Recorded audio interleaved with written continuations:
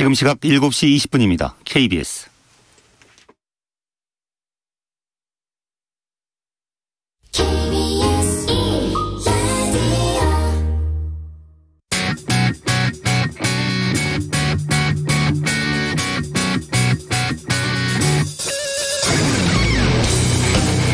최경영의 최강 시사.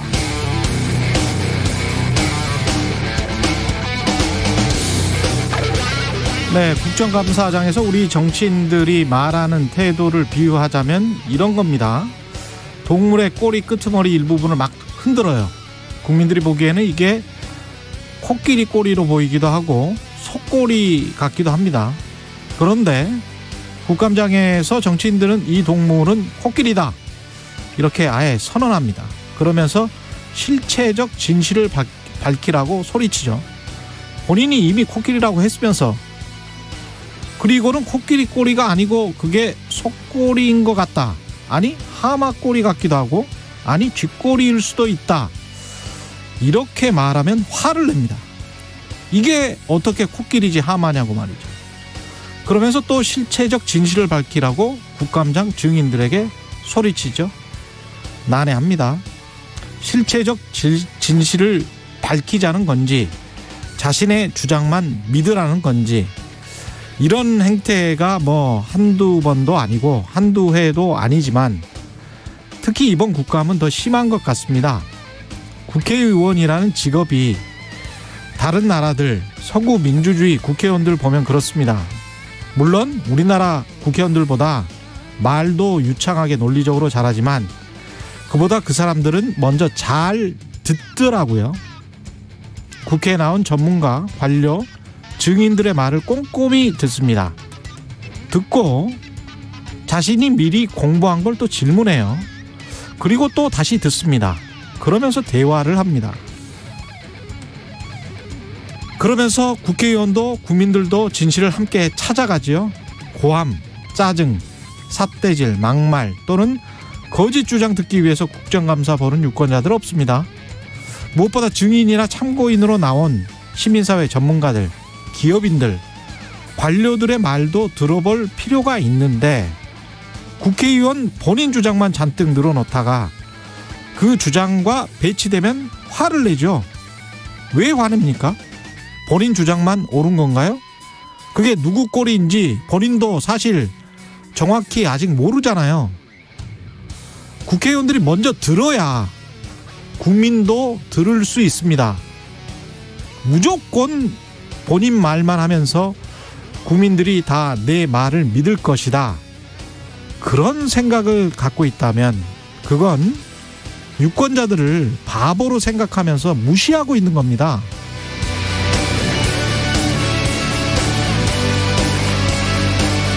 네, 안녕하십니까. 10월 29일 세상에 이익이 되는 방송 최경령의 최강시사 출발합니다. 저는 KBS 최경령 기자고요. 최경령의 최강시사 유튜브에 검색하시면 실시간 방송 보실 수 있습니다. 문자 참여는 짧은 문자 50원, 긴 문자 100원이 드는 샵9730, 무료인 콩 어플 또는 유튜브에 의견 보내주시기 바랍니다. 오늘 1부에서는 이용섭 광주시장 연결해서 이야기 나눠보고요. 2부에서는 홍준표 캠프 선대위원장 안상수 전 인천시장 만납니다.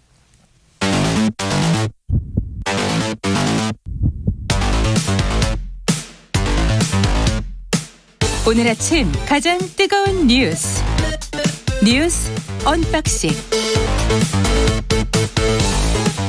네, 뉴스 언박싱 시작합니다. 민동기 기자, 김민하 평론가 나와있습니다. 안녕하십니까? 안녕하십니까? 예, 헌법재판소가 임성근 전 부장판사의 탄핵 청구를 각하했습니다. 재판 개입 의혹을 받고 있었는데요. 예. 헌정사상 첫 법관 탄핵 시도가 무의에 그쳤습니다. 일단 소수 의견이 있긴 했습니다만 그 탄핵 결정을 위해서는 재판관 6명 이상이 필요하거든요. 그렇죠. 네, 재판관 5명이 임 전 부장판사가 이미 퇴직을 했기 때문에 탄핵 여부를 판단할 이익이 없다, 이렇게 판단을 했고요. 뭐 하여튼 뭐 결론을 말씀드리면 현직 판사가 아니라서 이걸 좀 판단하기 어렵다, 이렇게 이제 결정을 한 겁니다. 예. 각하가 아닌 심판 절차 종료 의견을 낸 재판관도 한 명 있었는데요. 예. 문영배 재판관입니다. 예. 이 문영배 재판관 같은 경우에는 이 탄핵 소추 자체는 적법했는데 임 전 판사가 법복을 벗은 시점이 3월 1일이기 때문에 심판 절차가 종료됐다면서 그 이상의 판단을 하지 않았습니다.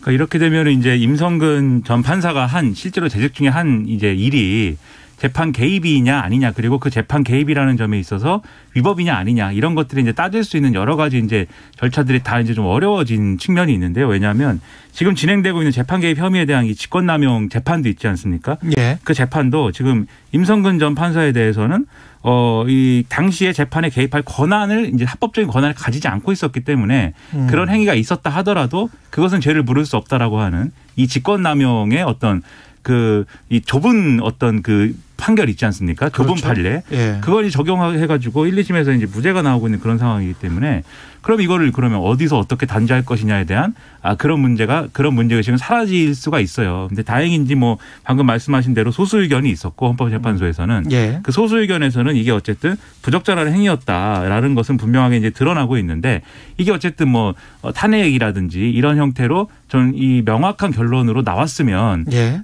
이런 선례를 남기지 않을 수 있도록 하는 어떤 이정표가 됐을 텐데, 그러지 못했다는 점에서는 상당히 아쉬운 결과라고 봐야 되겠죠. 그러니까 본래 진실을 찾고자 하는 노력보다는 법 절차, 법 형식 논리에만 집중을 한 그런 판결이라고 볼 수 있겠습니다. 그러니까 소수 의견 중에서요. 결정이라고. 예. 그 김기영 재판관이 언급을 한 대목이 있거든요. 이게 좀 인상적인데 2008년 그 미국산 쇠고기 수입 반대 촛불 집회 사건에 개입을 했다가 별다른 징계받지 않고 대법관까지 역임한 신영철 전 대법관 있지 않습니까? 예. 이 사례를 언급을 하면서 당시에 진지한 성찰과 반성적 고려가 있었다라고 한다면은 임성근 전 부장판사와 같은 이런 사례는 나오지 않았지 않았을까? 이렇게 언급한 부분이 있거든요. 예. 이건 상당히 좀 주목해서 들어볼 대목인 것 같습니다. 그런가 하면 그런 주장도 나왔어요. 예를 들면 박근혜 전 대통령 탄핵 심판할 때 구체적으로 이 위법적인 행위를 한 거에 대해서 형법상 어떤 이 위법이 될 수 있는 행위에 대해서는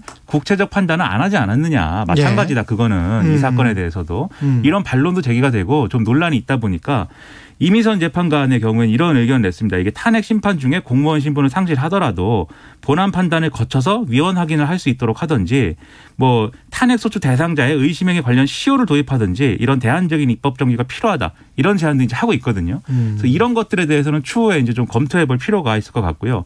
그리고 이제 이 임성근 전 부장판사 같은 그러한 재판 개입 행위, 그리고 나아가서는 사법농단 이런 식의 행위가 이제 법으로 단죄가 안 된다고 해서 여러 가지 형식적인 조건상 안 된다고 해서 그게 부적절하지 않은 행위들은 아니지 않습니까? 그렇죠. 다 이렇게 법으로 지금 여러 가지 형식적으로 헌법재판소는 각하되고 그다음에 이제 법원 판결에서는 무죄가 나고 이러더라도 그 판결이나 결정의 내용에는 이게 부적합한 행위, 부당한 행위였다는 게 다 드러나고 있거든요. 그 내용들은 다 포함이 돼 있거든요. 예. 그럼 결국은 사법부가 스스로를 어떻게 바꿀 수 있고 어떻게 정화할 수 있느냐, 이 계획이 나와야 되고 그것들이 논의가 됐어야 되는데, 사실 이번에 김명수 사법부에서 그게 이제 제대로 진행이 안 됐다는 점이 가장 아쉬운 대목입니다. 예. 좀 더 자세한 이야기는 잠시 후에 더불어민주당 이탄희 의원도 또 인터뷰를 오늘 하거든요. 오늘 굉장히 좀 화려합니다. 시사가. 안상수 전 인천시장도 나오시고. 예. 상당히 기대가 됩니다. 예. 네.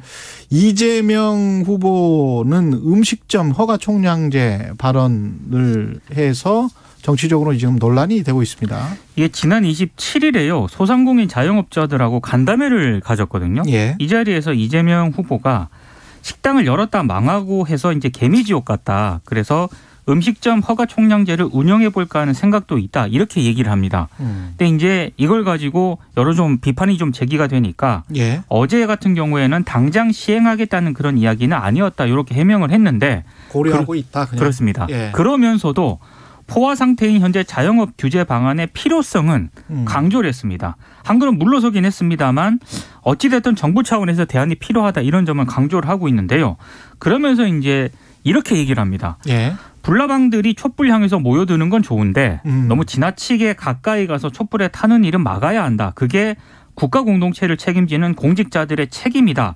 이렇게 얘기를 하거든요. 예. 그러니까 제도 도입의 여지를 조금은 남겨두긴 했는데 이게 불나방이라는 표현을 또 야당이 예. 어떻게 불나방이라고 표현을 하냐 국민을 이렇게 좀 비판을 하고 있는 상황입니다. 예. 야당의 비판의 포인트는 뭔가요? 일단 이준석 대표 같은 경우에는요. 이거는 경제학의 근본을 무시하는 것이다라고 주장을 하고 있고, 그리고 어제 이슈 오도독에서는 네. 어떤 갈라치기 이런 이야기를 하더라고요. 갈라치기를 하고 있다. 네. 예. 홍준표 의원 같은 경우에는 이거는 헌법에서 보장하는 영업의 자유 있지 않습니까? 이걸 본질적으로 침해하는 거다. 그래서 반헌법적인 발상이다라고 비판을 하고 있고 정의당도 비판을 했는데 정의당 비판 포인트는 조금 다릅니다. 예. 그러니까 대선 후보라면 골목 상권 활성화라든가 자영업자의 사회 안전망 강화를 위한 청사진을 제시를 했어야 되지 이런 식의 어떤 그 무르익지 않은 그런 얘기를 하는 것은 조금 뭐 부족했다라는 그런 비판을 하고 있는 상황입니다. 몇 가지 지점이 있는 것 같은데 첫 번째로 이걸 가지고 이제 뭐 공산주의에서나 가능한 발상이다라든지 뭐 이제 뭐 음식점까지 뭐 허가를 받으라는 거냐 뭐 이렇게 하는데 이미 이제 음식점을 하는 거에 있어서는 허가를 받고 있습니다. 그 일정 허가제로 운영이 되고 있습니다. 기본적으로. 그렇죠. 허가를 받게 돼 있어요. 예. 영업 신고를 해가지고 영업 허가를 받아야 돼요. 아니 그거는 모든 나라가 네. 그렇게 수수료가 하고 있죠. 2만 예. 몇천 원인가 그렇습니다. 제가 공익근무요원 출신이기 때문에. 네. 해봤어요? 제가 그걸 찍어줬죠. 2만 몇천 원을 돈 받고 찍어주는 일을 했는데. 실세였구만요. 예. 아닙니다. 네, 전 시키는 대로. 근데 예. 이제 허가제로 운영이 되는데 이제 중요한 거는 허가를 하냐 마냐의 문제가 아니라 총량을 이제 한정하느냐의 문제인 것이죠. 이게 마치 개인 택시처럼. 그렇죠. 근데 이게 현실적이지 않습니다. 제가 볼 때는. 총량을 한정한다라는 의미가 이제 추가로 예를 들면 지금 말씀하신 개인 택시처럼 면허를 내주지 않는다는 얘기인데 개인 택시라는 거는 눈에 보이는 거고 그다음에 그것이 어쨌든 관리가 될 수 있잖아요. 근데 음식점이라는 게 대한민국에 이제 숫자가 너무 많을 뿐더러 이런 식으로 허가를 받지 않고 오히려 영업을 하는 그러한 음식점의 경우가 늘어날 수도 있고 노점이 늘어날 수도 있고 이거 여러 가지 가능성이 있는 거거든요. 예. 그렇기 때문에 총량을 정해놓는 거에 대한 현실성 문제가 첫 번째로 있을 것 같고 그다음에 이게 이제 뭐 여러모로 결국은 자영업자 대책이라는 게 필요한 거 아니겠습니까? 왜냐하면 오죽하면 백종원의 골목식당이라는 예능이 그렇게 인기를 얻겠어요. 자영업자들이 여러모로 힘들으니까. 준비가 네. 되지 않은 상황에서 음식업, 요식업을 쉽게 보고 뛰어들었다가 피해를 입는 경우가 많다. 그리고 여기에 대기업 프랜차이즈라든가 이런 전략까지 결합이 되면서 횡포를 당하죠. 그렇죠. 또. 굉장히 예. 자영업자들이 그래서 어려운 구조들이 있는데 근데 이거는 이제 총량제로 풀어야 될 문제라기보다는 이런 구조들을 합리적으로 이제 개선을 하고 자영업자들을 배려할 수 있는 이런 정책으로 추진하는 게 옳다. 그래서 요건 포인트가 좀 잘못된 부분이 분명히 있는 것 같은데 어쨌든 이런 점에 대해서 이재명 후보가 이제 화두를 던진 것이지 구체적으로 공약한 것은 아니다. 이렇게 설명을 하고 있다는 점에서는 일단은 뭐 그걸로 이제 좀 수습을 할 수 있을 것 같겠지만 앞으로도 이런 정책과 관련돼서 이제 지나치게 이제 아이디어 차원에서 머무르는 이런 것들이 계속 이제 논쟁이 되고 뭐 이럴 가능성들이 있을 것 같아요. 그런 것들은 리스크 관리를 해야 될 걸로 저는 생각을 합니다. 제가 보기에는 경영학적으로만 이야기를 하자면 이거는 답이 없어요. 사실은. 왜냐하면 과거에 우리가 주유소 거리 제한도 했고 편의점 거리 제한도 했잖아요. 다 했죠. 다 했잖아요. 네. 근데 주유소 거리 제한을 폐지를 하고 나니까 과당 경쟁이 돼서 주유소들이 다는 아니지만 상당수가 망했거든요. 지금 자영업 상황은 자영업 특히 음식점 상황은 거리 제한을 폐지해버린 주유소나 편의점 상황이에요. 시장을 구체적으로 묘사를 하자면 그런 상황에서는 거리 제한을 두면서 음식점들이 좀 있으면 좋은데 근데 그게 이제 자유시장 경제에서 어떤 사람이 도태되고 어떤 사람은 그럼 만약에 지금 현재 이 총량제나 거리 제한을 해버리면 네. 기존 업체들이 또 이득을 본단 말이죠. 그렇죠. 그러니까 신규 업체들은 진입이 굉장히 좀 힘들어지잖아요. 그래서 이제 자유시장 경제가 맞긴 맞죠. 그러니까 이재명 지금 후보가 말하는 거는 약간 좀 위험할 수 있는 구상일 그렇죠. 수 있습니다. 그러니까 하더라도 예. 제한적으로는 제가 볼 때는 할 수 있는 부분도 있어요. 예를 들면 담배 같은 거. 그렇죠. 예를 들면 지금 정부가 예. 이 물자 관리를 하는 이 부분에 있어서는 예. 그거는 이 일정 정도 이런 거리라든가 이런 것들을 지켜가지고 허가를 내주거든요. 모든 편의점에서 다 담배를 팔지 않지 않습니까? 예. 근데 그런 것처럼 어떤 음식의 경우에 어떤 음식을 하는 경우에 예를 들면 그 지역에 뭐 예를 들면 고유의 뭐 향토 음식에 해당한다든지 그럴 경우에 뭐 퀄리티 관리가 필요한 음식이라든지 이런 거 그게 아니라고 한다면 어떤 그런 것들이 밀집될 수밖에 없는 관광지라든지 그런데 한해가지고 제한적으로 해볼 수 있는 측면들은 있겠지만 일반적으로 다 적용하기에는 현실적으로 이것은 불가능한 얘기죠. 근데 이제 정의당의 논평이나 이런 것도 저는 구체적인 대안은 사실은 없는 허망한 이야기다라고 생각할 수밖에 없는 게 이게 자유경쟁으로 그대로 지금처럼 놔두면 어쩔 수 없이 구조조정을 당합니다. 그렇습니다. 그렇죠. 예, 어쩔 수 없이 구조조정을 당하고 그건 우리 모두가 다 알고 있어요. 우리 모두가 다 알고 있고 그러면 그럼 보조금이라도 줘서 골목 상권을 활성화시켜야 되지 않느냐. 그러면 구조적으로 지금 온라인이 이렇게 그 두세 개 지금 나오고 있고 이런 상황에서 지금 온라인이 뭐 수조 원이었다가 한 10년 만에 120조 원 이런 상황이거든요. 네. 그러니까 산업 자체 구조가 바뀌어버리고 있기 때문에 이런 상황에서 자칫 보조를 정부에서 잘못해주면 그거는 분명히 또 혈세 낭비가 될 수 있어요. 그런 주장도 가능하고 분명히 그렇습니다. 그러니까 이게 네. 답이 없다. 답이 없는 상황에서 서로 간에 정치적인 공방을 하고 있다. 그래서 그런 느낌이 드는 거죠. 미래적으로 가야 되면 답이 없는데 왜 답이 없느냐면 지금 말씀하신 것처럼 또 자영업자 문제라는 게 결국은 자영업자 비중이 크기 때문에 그중에서 쉬워 보이는 요식업으로 몰리는 거잖아요. 그렇습니다. 자영업자 비중은 애초에 왜 크냐. 그거 노동시장 문제거든요. 그렇습니다. 그러니까 사실 총량기를 얘기할 게 아니고 이 모든 대한민국의 모든 문제를 다 얘기해야 사실은 노동시장의 문제로 접근을 해야 되고 산업구조의 변화로 접근을 해야 되는 게 그렇습니다. 맞는 거죠. 네. 그런 큰 틀에서의 어떤 아젠다를 던져줬으면 좋겠습니다. 예. 큰 틀에서 아젠다 던지면은 정책을 수립을 할 수가 없습니다. 그런 큰 그림으로부터 시작을 하자 이런 의미인 거죠. 네. 예. 굉장히 많은 의견들이 오고 있는데 안진걸이 이긴다님은 어떤 닉네임이 그렇습니다. 네. 최경영이 이긴다로 바꿔주십시오. 네. 식당 개업은 허가제가 아니고 신고제 아닌가요? 뭐 이런 말씀하셨고요. 그게 요건이 있습니다. 그 시설에 갖춰야 돼. 그 말씀하시는 거예요. 그렇죠. 위생이나 이런 것들을 이제 조건을 맞춰야 되기 때문에. 식당 개업은 98년부터 허가제에서 신고제로 바뀌었다. 이게 지금 이제 그렇습니까? 예, 우리 제작진이 팩트 체크를 한 것 같습니다. 예. 그 다음에 우리가 다른 뉴스가 많아서 반문정서에 지금 윤석열 후보는 호소하고 있는 것 같고 당원 제발 나를 찍어라라고 호소하는 사람은 지금 홍준표 후보고요. 그러니까 윤석열 후보 같은 경우에는 지금 최근에 여론조사에서 지지율이 약간 하락세거든요. 그래서 아마 반문정서에 기대가지고 정권 교체를 이뤄낼 적임자는 본인이다 이런 점을 강조를 하고 있고 홍준표 의원 같은 경우에는 아무래도 이제 당원 지지율이 윤석열 후보에 비해서 좀 낮기 때문에 어제 같은 경우만 하더라도 서울시 전현직 광역기초의원 간담회를 가졌거든요.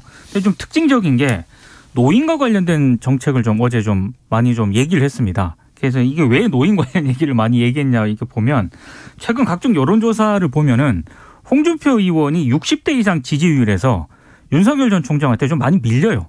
그래서 아마 그런 점을 좀 감안한 어떤 그런 차원으로 보이고 그리고 뭐 유승민 의원 같은 경우에는 전 의원 같은 경우에는 어제 JTBC에 나와가지고 삼겹살 토크를 또 진행을 했고요. 원희룡 전 지사는 삼겹살 먹으면서 이제 삼겹살 토크를 했고 아무래도 이제 좀 친근한 이미지를 좀 강조하려는 그런 차원으로 보이고요. 원희룡 전 지사 같은 경우에는 어제 기자회견 열었는데 김만배 씨가 유한기 전 성남도시개발공사 개발사업 본부장에게 수억 원을 건넸다. 또 이런 의혹을 또 제기를 하기도 했습니다. 결국은 지금 이제 국민의힘 내 경선이라는 것은 결국 윤석열, 홍준표 양강구도인 거잖아요. 지금 여러 가지 선거 전략이나 그런 논란 다 이 양강구도의 전략에 종속되어 있는 그런 상황이거든요. 그렇죠. 윤석열 전 총장은 당원 표심을 잡으면서 동시에 어떤 논리냐 결국은 이제 정권 교체를 할 수 있는 가장 가능성이 큰 사람은 나다라는 거를 계속 부각시키는 그런 논리인 것이고 홍준표 의원 측은 윤석열 전 총장으로는 불안하다. 그리고 당이 어려울 때 그 당에서 계속해서 이제 지금의 어떤 기본을 만들어 온 사람 누구냐 뭐 이런 논리에 접근하고 있는데 당원 표심은 윤석열 전 총장 쪽으로 확실히 쏠려 있는 그런 모양새고 여론조사에서 우위를 홍준표 의원이 지금 치고 올라오면서 이 격차를 늘려가고 있는 국면이기 때문에 당원 50% 여론조사 50%라는 이 틀만 보면은 사실 지금 윤석열 전 총장이 아무래도 여전히 유리한 듯이 보이지만 이 남은 기간 동안에 만약에 또 어떤 실언이라든지 또 뭔가 이제 뭐 실수라든지 윤석열 전 총장이 이런 리스크가 커지면 그때는 정말 장담할 수 없는 거거든요. 상당히 손에 땀을 줍니다. 재밌는 게 윤석열 전 총장 캠프 쪽에서 앞으로 남은 기간 전략을 세웠는데요. 현장 방문을 최소화한다는 겁니다. 그러니까 말실수를 최대한 줄이겠다라고 하는 건데 이게 제대로 먹힐지는 좀 이번 한 일주일 정도 지켜봐야 될 것 같습니다. 예. 노태우 전 대통령에 대한 국가장은 지자체가 거부 움직임을 보이고 있고 이거는 잠시 후에 이용섭 광주시장 연결해서 자세히 들어보겠고요. 예. 여기까지 하죠. 국가장이라는 거를 차후에는 없애야 될 것 같습니다. 예. 차라리. 예. 차라리 그냥 다 없애버리자. 네. 그런 것들은 이제 일정 정도의. 모든 대통령도. 그렇죠. 이후에 일정 정도 시점 이후에는. 일정 정도 시점 국가 이후에는. 국가 단위로 뭐 이렇게 장례를 치러야 될 필요가 있는가라는 의문도 들어요. 그러면 대통령 안 하려고 하는 거 아니에요? 아니 국가장 때문에 대통령을 하고 안 하고 가려면 이런 적이 되겠죠. 처음이잖아요. 그렇죠. 네. 예. 뉴스 언박싱 민동기 기자 김민아 평론가였습니다. 고맙습니다. 고맙습니다. KBS 1라디오 최경영의 최강시사 듣고 계신 지금 시각은 7시 40분으로 향하고 있습니다. 날씨 정보입니다. 오늘도 맑은 가운데 가끔 구름만 많이 지나겠습니다. 주로 높은 구름이 지날 것으로 전망되고요. 아침 기온은 어제보다 높게 출발하고 있습니다. 서울이 현재 10도 선을 나타내고 있습니다. 오늘 아침까지는 내륙을 중심으로 가시거리 1km 미만의 짙은 안개 끼는 곳이 있을 것으로 보이니까 주의하셔야겠고요. 지금도 10개 남아있는 곳이 있습니다. 동풍의 영향을 받는 제주도에만 오전까지 빗방울이 조금 떨어지겠고요. 제주 해안과 동해안에 너울성 파도가 유입되니까 오늘 이 점 주의하시면 되겠습니다. 계절을 앞서가는 강원 내륙과 산지 쪽에는 서리에 대한 주의를 항상 하셔야겠습니다. 오늘 낮 기온은 어제와 비슷합니다. 서울, 대구 19도, 대전, 전주 20도 등 전국적으로 17도에서 21도의 분포를 보이겠습니다. 아침에는 좀 쌀쌀하고 낮에는 시원하기도 하면서 따스하기도 한 이런 상쾌한 기후 여건인데요. 일교차가 10에도 15도 안팎으로 크게 벌어지고 있습니다. 건강관리에 유의하시기 바랍니다. 지금 서울의 기온은 10.7도, 습도는 57%입니다. 날씨 정보였고요. 다음은 이 시각 교통 상황 알아보겠습니다. KBS 교통정보센터의 이승미 리포터입니다. 네, 이 시각 교통 상황입니다. 경부고속도로 부산 방향으로 신갈분기점 부근에서 승용차에 불이 났습니다. 이 사고로 5차로가 차단되고 있는데요. 서울요금소부터 7km 구간 이동이 어렵습니다. 더 가선 오산에서 막히고요. 수도권 제일순환고속도로 구리에서 판교 방향으로 퇴계원에서 상일까지 정체고요. 이후 송파 부근 사고로 서안암 나들목부터 밀립니다. 남해고속도로 제2지선 서부산 방향으로 가락 부근에서도 4차로에서 사고 나서 주의 운전하셔야겠습니다. KBS 교통정보센터였습니다. 오늘 하루 이슈의 중심. 당신의 아침을 책임지는 직격 인터뷰. 여러분은 지금 KBS 1라디오 최경영의 최강시사와 함께하고 계십니다. 네, 노태우 전 대통령 사망, 국민의힘 대선 경선 후보인 윤석열 전 총장, 검찰총장의 전두환 옹호 발언 논란 등으로 광주가 뜨거운 관심을 받고 있는데요. 이런 상황을 광주에서는 또 어떻게 받아들이고 있는지 이용섭 광주시장 연결돼 있습니다. 안녕하세요. 예, 안녕하십니까. 예, 시장님. 일단 정부에서는 노태우 전 대통령 장례를 국가장으로 치르기로 했는데요. 이 방침에 대해서는 어떻게 보십니까? 저는 개인적으로 국가장의 반대 입장입니다. 그렇지만 정부가 여러 가지를 감안해서 고심 끝에 내린 결정이니까 정부 입장을 존중은 하지만 우리 광주는 광주의 길을 갈 것입니다. 광주의 길은 뭔가요? 나서서 국가장을 적극적으로 반대하지는 않지만 조기 개양이나 분향소 설치를 하지 않고 있습니다. 예. 왜 그러냐면 왜 제가 개인적으로 그럼 반대하냐. 예. 아시는 것처럼 국가장은 국가에 큰 공헌을 남겨서 국민으로부터 추앙을 받는 분이 서거한 경우에 온 국민이 마음을 모아서 장례를 치르기 위한 것입니다. 그런데 잘 아시는 것처럼 노태우 전 대통령은 5.18 강주 학살의 주역이었고 발표 명령 등 그날의 진실을 알고 있었음에도 생전에 진정 어린 사죄나 반성, 5.18 진상규명에 대해서 어떠한 협조도 안 했지 않습니까? 예. 지금 고인은 이 국가폭력으로 목숨을 잃은 무고한 시민들, 또 하루아침에 사랑하는 가족을 잃고 40년 넘도록 울분과 분노의 세월을 보낸 5월 가족들, 또 아직까지 생사가 확인되지 않은 수많은 행불자들을 끝내 외면했기 때문에 저는 일부 공헌이 있다고 해서 대원칙을 무너뜨릴 수는 없다. 강주만이라도 역사를 보고 가야 된다는 그런 생각이죠. 우리가 보통 이제 생전에는 그 사람에 대한 평가를 엄격하게 하다가 사망을 하고 나면 약간 좀 마음이 누그러진다고 해야 될까요? 한국인들의 그렇습니다. 심성이 워낙 좀 뭐랄까요? 착하기 때문에 약간 좀 이제 그렇게까지 할 필요 있나? 이미 죽었는데 이런 이제 국민들의 생각도 있는 것 같습니다. 한쪽에서는. 그런데 그렇습니다. 돌아가신 분이고 또 전직 대통령인데 그렇게까지 할 필요 있느냐. 이런 생각하신 분도 있으실 거고요. 그럴 수 있다고 생각을 합니다. 그러나 저는 국가 지도자들의 역사적 책임은 생사를 초월해서 영원해야 된다고 생각을 합니다. 역사는 바르게 기록되고 기억될 때 강한 힘을 갖고 우리에게 교훈을 줄 수 있습니다. 그런 측면에서 강주만이라도 바르게 가는 게 옳다고 보고요. 예. 네. 정부에서 그렇게 결정을 했다고 뭐 지자체가 무조건 따르라는 법은 없는 거죠? 예, 없습니다. 예. 이 윤석열 후보 같은 경우는 전두환 옹호 발언 논란으로 역풍을 지금 맞고는 있는데 국민의힘은 전두환 옹호 논란이 아니다. 그게 이제 시스템 정치를 좀 잘 하자. 그런 차원의 말이었다. 이렇게 지금 이야기를 하고 있거든요. 어떻게 보세요? 예. 만약 그런 뜻이었다면 진정성 있게 대응을 했어야 될 겁니다. 근데 잘 아시는 것처럼 10월 19일 날 전두환 옹호 발언 플러스 호남 비하 발언을 했거든요. 예. 그리고 그 뒤에 그 조치들을 보면 무슨 돌잔치에 사과를 올린다든지 예. 계획에 사과를 준다든지 매우 그 강주 시민들이나 민주 시민들을 조롱하고 비하하는 그런 행태를 보였거든요. 예. 그렇기 때문에 이거는 그대로 넘어가기 어려운 저는 사안이라고 생각을 합니다. 근데 이제 추미애 장관도 저희와의 인터뷰에서 이게 정치적으로 좀 계산된 게 아닌가. 예. 이런 이야기를 했어요. 그러니까 예. 어떻게 보면 이제 영호남 갈라치기죠. 예. 예. 그러면서 이제 광주나 전남 전북을 오히려 뭐 이렇게 아주 강하게 대응하게 만들면서 영남권의 표심을 잡는 그런 전략으로 가고 있는 것이 아닌가. 거기에 당해서는 안 된다. 뭐 이런 지금 정치권의 주장도 나오고 있거든요. 예.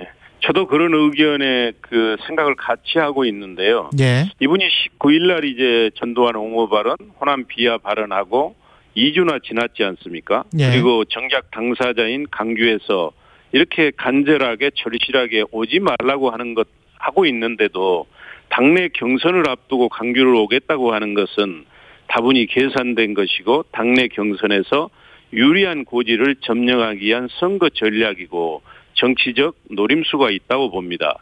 과거에도 이런 경우가 많이 있었습니다. 그러니까 강주에서 봉변당하고 탄압받는 모습을 보여서 보수 진영을 결집하기 위한 그런 정치적 의도인 것이죠. 네. 이번에도 이제 그렇게 비춰지는 게 저는 뭐 이상한 현상이 아니라고 생각을 합니다. 그러면 광주 시민들은 어떻게 대응할까요? 만약에 윤석열 후보가 온다면 안 왔으면 참 좋겠는데 예. 윤 후보가 저급하게 이렇게 나오더라도 강주 시민은 품위 있게 대응할 것입니다. 네. 그러니까 강주 시민들은 불의에는 물불을 가리지 않지만 매우 지혜롭고 현명한 분들입니다. 그래서 계란 맞고 봉변 당하기 위해서 오는 사람에게 계란 던지거나 봉변 주는 그런 일이 없도록 해야지요. 그래서 저는 경찰로 하여금 철저하게 윤 후보를 보호하도록 협조를 요청할 것이고 예. 또 우리 강주 시민들에게는 이미 그러한 분위기가 조성되고 있습니다만 무대응, 무관심, 무표정, 소위 산무로 대응을 하자 이렇게 이제 부탁을 드리려고 생각 중입니다. 그렇군요. 광주에 내려온다면 어디를 분명히 이제 묘역을 방문할 것 같은데 어떻게 생각하세요? 뭐 그거는 그분들이 판단할 문제이지만 예. 저는 적절하지 않다고 보고요. 근데 예. 참 희한한 게 이분이 말씀하신 게 강주를 방문해서 강주 시민을 따뜻하게 보듬겠다 이런 얘기를 했는데 저는 참으로 황당합니다. 예. 윤 후보는 그럴 위치에 있지도 않고 그럴 자격도 없는 사람인데 이분이 상황 파악을 못하고 있는 것인지 아니면 오만한 분인지 이해가 안 가는 것이죠. 따뜻하게 보듬겠다라는 것에는 어떻게 보면 이제 본인은 위에 있고 광주 예. 시민들이나 호남 사람들은 피해자, 가여운 사람, 불쌍한 사람들 그런 느낌이 들기는 합니다. 그래서 참 안타깝다는 것이고요. 예. 제가 이제 윤석열 후보하고 무슨 개인적인 뭐 나쁜 관계가 있겠습니까? 예. 제가 부탁드리고 싶은 것은 제발 정치인들이 광주와 5.18을 정치적으로 이용하지 말라는 것입니다. 5.18은 6.25 이후 가장 많은 희생자를 낸 참으로 가슴 아픈 역사적 사건입니다. 지금 5.18 유족과 피해자들은 먼저 보낸 가족들을 가슴에 안고 40년 이상을 눈물과 한숨으로 보내고 있는데 이분들에게 격려나 위로는 못 해줄 망정 선거 때 이런 정치적인 때만 되면 정치적 이득을 위해서 돌을 던지는 이런 행위는 제발 그만해줬으면 좋겠다 하는 그런 차원에서 강력하게 얘기를 드리는 것이니까 예. 지금도 시간이 좀 남아 있으니까 제발 강주에 오지 않기를 바랍니다. 그리고 그 12.12나 5.18과 관련해서는 이게 뭐 뗄래야 뗄 수도 없고 우리 국민 전체와 연결이 돼 있고 한국의 그렇습니다. 민주주의와 연결이 돼 있는데 이게 예. 왜 이것 때문에 광주가 이렇게 계속 그 뭐랄까요 동정의 대상처럼 이렇게 이야기가 되고 있는지 그것도 좀 납득이 안 가는 측면이 있어요. 이게 보편적 가치인데 민주주의라는 게. 그래서 민주인권의 강주 정신은 우리나라를 뛰어넘어서 미얀마 현장에서 그리고 인권이 침해되는 세계 각곳에 아픈 현장에서 이무리한 행진곡이 불려지고 이걸 강주처럼 우리 배우고 벤치마킹하고 있지 않습니까? 예. 그런데 왜 우리 정치인들은 정작 때만 되면 강주를 비하하고 폄하하고 이렇게 이용하려고 하는 것인지 참으로 안타까운 것이죠. 그게 정치적으로 정치공학적으로만 계산을 하면 예. 제가 뭐 나쁜 생각일 수도 있습니다만은 뭐 코끼리는 생각하지 마 이런 책도 있듯이 코끼리를 자꾸 생각하게 해서 어떻게 보면 이제 기존에 가지고 있었던 어떤 지역 갈등이나 이런 것들에서 좀 더 유리한 고지를 점하려고 하고 있는 게 아닌지 그런 생각이 들거든요. 예. 지금 말씀하신 것처럼 5월 정신, 소위 강주 정신은 이 나눔과 연대의 통합 정신입니다. 그래서 우리는 어떠한 경우에도 지역 간 분열과 갈등을 이야기하는 분열주의, 지역주의는 안 된다는 것이거든요. 그래서 우리가 대구와 달빛 동맹도 하고 있고 최근에는 달빛 고속철도도 대구와 함께 노력해서 국가 철도망 계획에 반영한 것 아니겠습니까? 예. 그런데 실은 강주와 대구 간의 분열이라고 하는 게 정치인들이 만들어낸 겁니다. 정치인들이 자기들 이해관계 때문에 만들어낸 것인데 그분들이 협조해서 이 문제를 풀어야 되는데 이게 때만 되면 이걸 부추기고 있으니까 문제라는 것이죠. 윤석열 후보는 광주 전라 지역에서 지금 한 자릿수 지지율을 기록했다는 여론조사 결과도 최근에 나왔는데 민심이 그만큼 많이 돌아섰다는 이야기인 것 같고요. 윤석열 후보가 뭔가를 되찾기 위해서는 어떻게 해야 됩니까, 그러면? 그러니까 지금 말씀하신 것처럼 윤 후보의 강주 지지는 매우 낮죠. 예. 그분이 온다 해서 이게 올라가지 않으리라고 하는 건 그분도 잘 알고 그 캠프도 잘 알 것입니다. 그런데도 구태여 오려고 하는 저희가 뭐겠냐.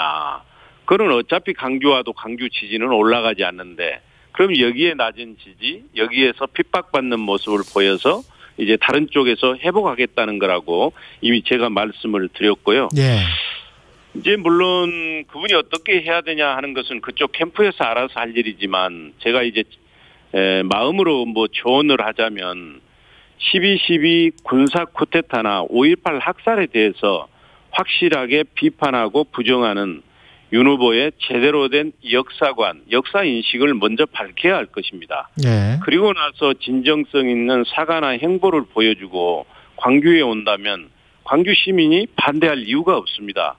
그렇지만 지금처럼 강주는 반대해도 나는 강주 갈 테니까 반대하려면 반대해라 식으로 이런 식으로 일방적으로 오만하게 행동하면 안 된다는 것이죠. 만약에 국민의힘 다른 후보가 최종적으로 선출이 된다면 뭐 홍준표나 유승민이나 원희룡이 선출된다면 광주에 방문해서 광주 사람들과 이야기 나누고 서로 간에 민주주의에 관해서 논하는 거는 당연하다 이렇게 보십니까? 그거는 뭐 이미 불과 1년 전에 국민의힘 김종인 비상대책위원장이 강주에 오셔가지고 5월 영령 앞에 무릎 꿇고 눈물 흘리고 사죄까지 했지 않습니까? 예. 그리고 실제 그 국민의힘이 지난 1년 동안에 5.18 3법을 통과한다든지 예산 심의 과정에서 호남을 도와주는 경우도 있었습니다. 저희는 무슨 민주당이니까 되고 국민의힘이니까 무조건 안 되고 그것보다는 예. 어차피 이제 제가 통합의 정신이 강주 정신이라고 얘기했지 않습니까? 그렇죠. 그래서 어느 정당, 어느 정치인하고 다 얘기할 자세가 돼 있죠. 그렇지만 그분들의 역사관이나 행태나 이게 문제라는 것이죠. 알겠습니다. 예, 여기까지 하겠습니다. 오늘 말씀 감사하고요. 이용섭 광주시장님이었습니다. 고맙습니다. 예, 감사합니다. 예, KBS 1라디오 최경영의 최강시사 1부는 여기까지입니다.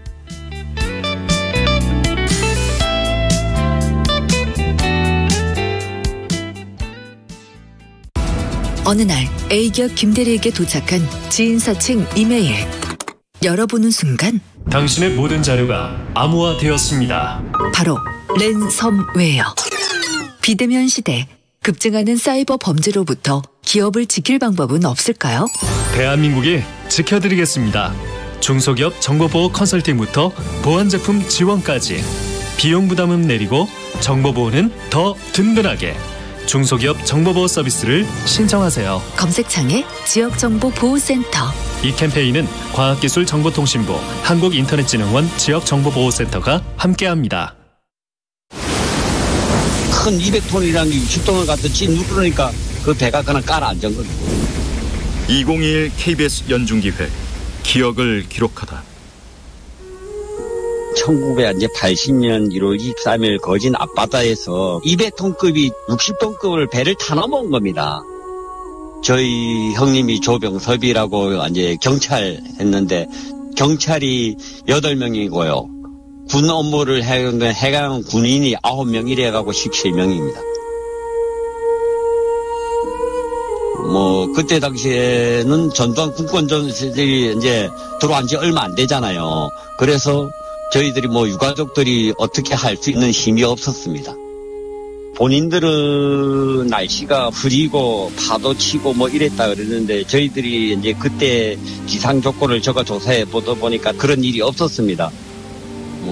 그때 당시에 수색은 하긴 했습니다. 수색을 하고 이렇게 했는데도 우리나라 기술로서는 인양을 할 수 없다고 하니까 이러니까 저희들이 그냥 수응을 강제적으로 했지만은 언론 통제를 하다 보니까 국민들한테 알리거나 이런 수는 없었습니다. 1980년 1월 23일 새벽 야간 경계 근무 중 다른 경비함과 충돌 사고로 침몰한 해경 경비정 7위정을 기억합니다. 12.12 사태 이후 전국이 혼란에 빠져있던 그 시기에 17명의 승조원이 탑승한 경비정은 차가운 바닷속으로 사라졌고 진상규명도 유해 발굴도 이루어지지 않았습니다. 당시 19살이었던 동생 조병주 씨는 60을 넘긴 오늘도 형 조병섭님을 기다리고 있습니다. 당신과 대한민국의 기억, KBS가 기록합니다.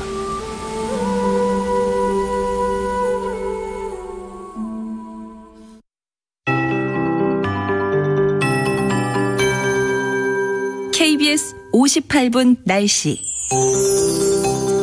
어느 계절이나 각각의 매력이 있지만 자연이 주는 혜택이 가장 많은 계절은 가을이 아닐까 싶습니다. 오늘 미세먼지도 없는 맑고 화창한 날씨에 낮 기온도 적당하겠고요.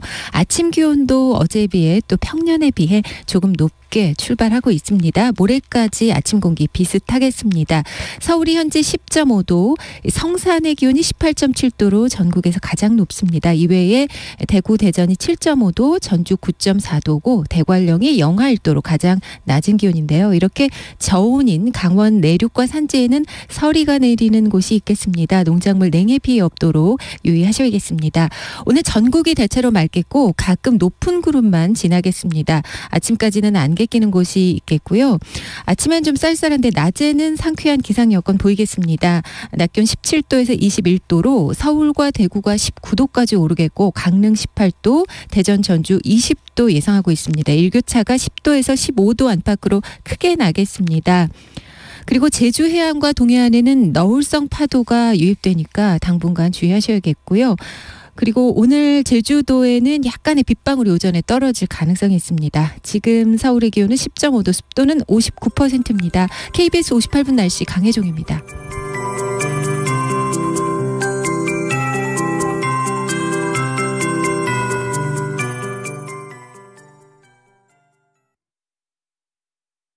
정성을 다하는 국민의 방송 KBS가 8시를 알려드립니다.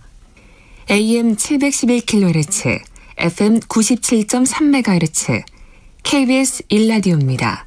HLKA.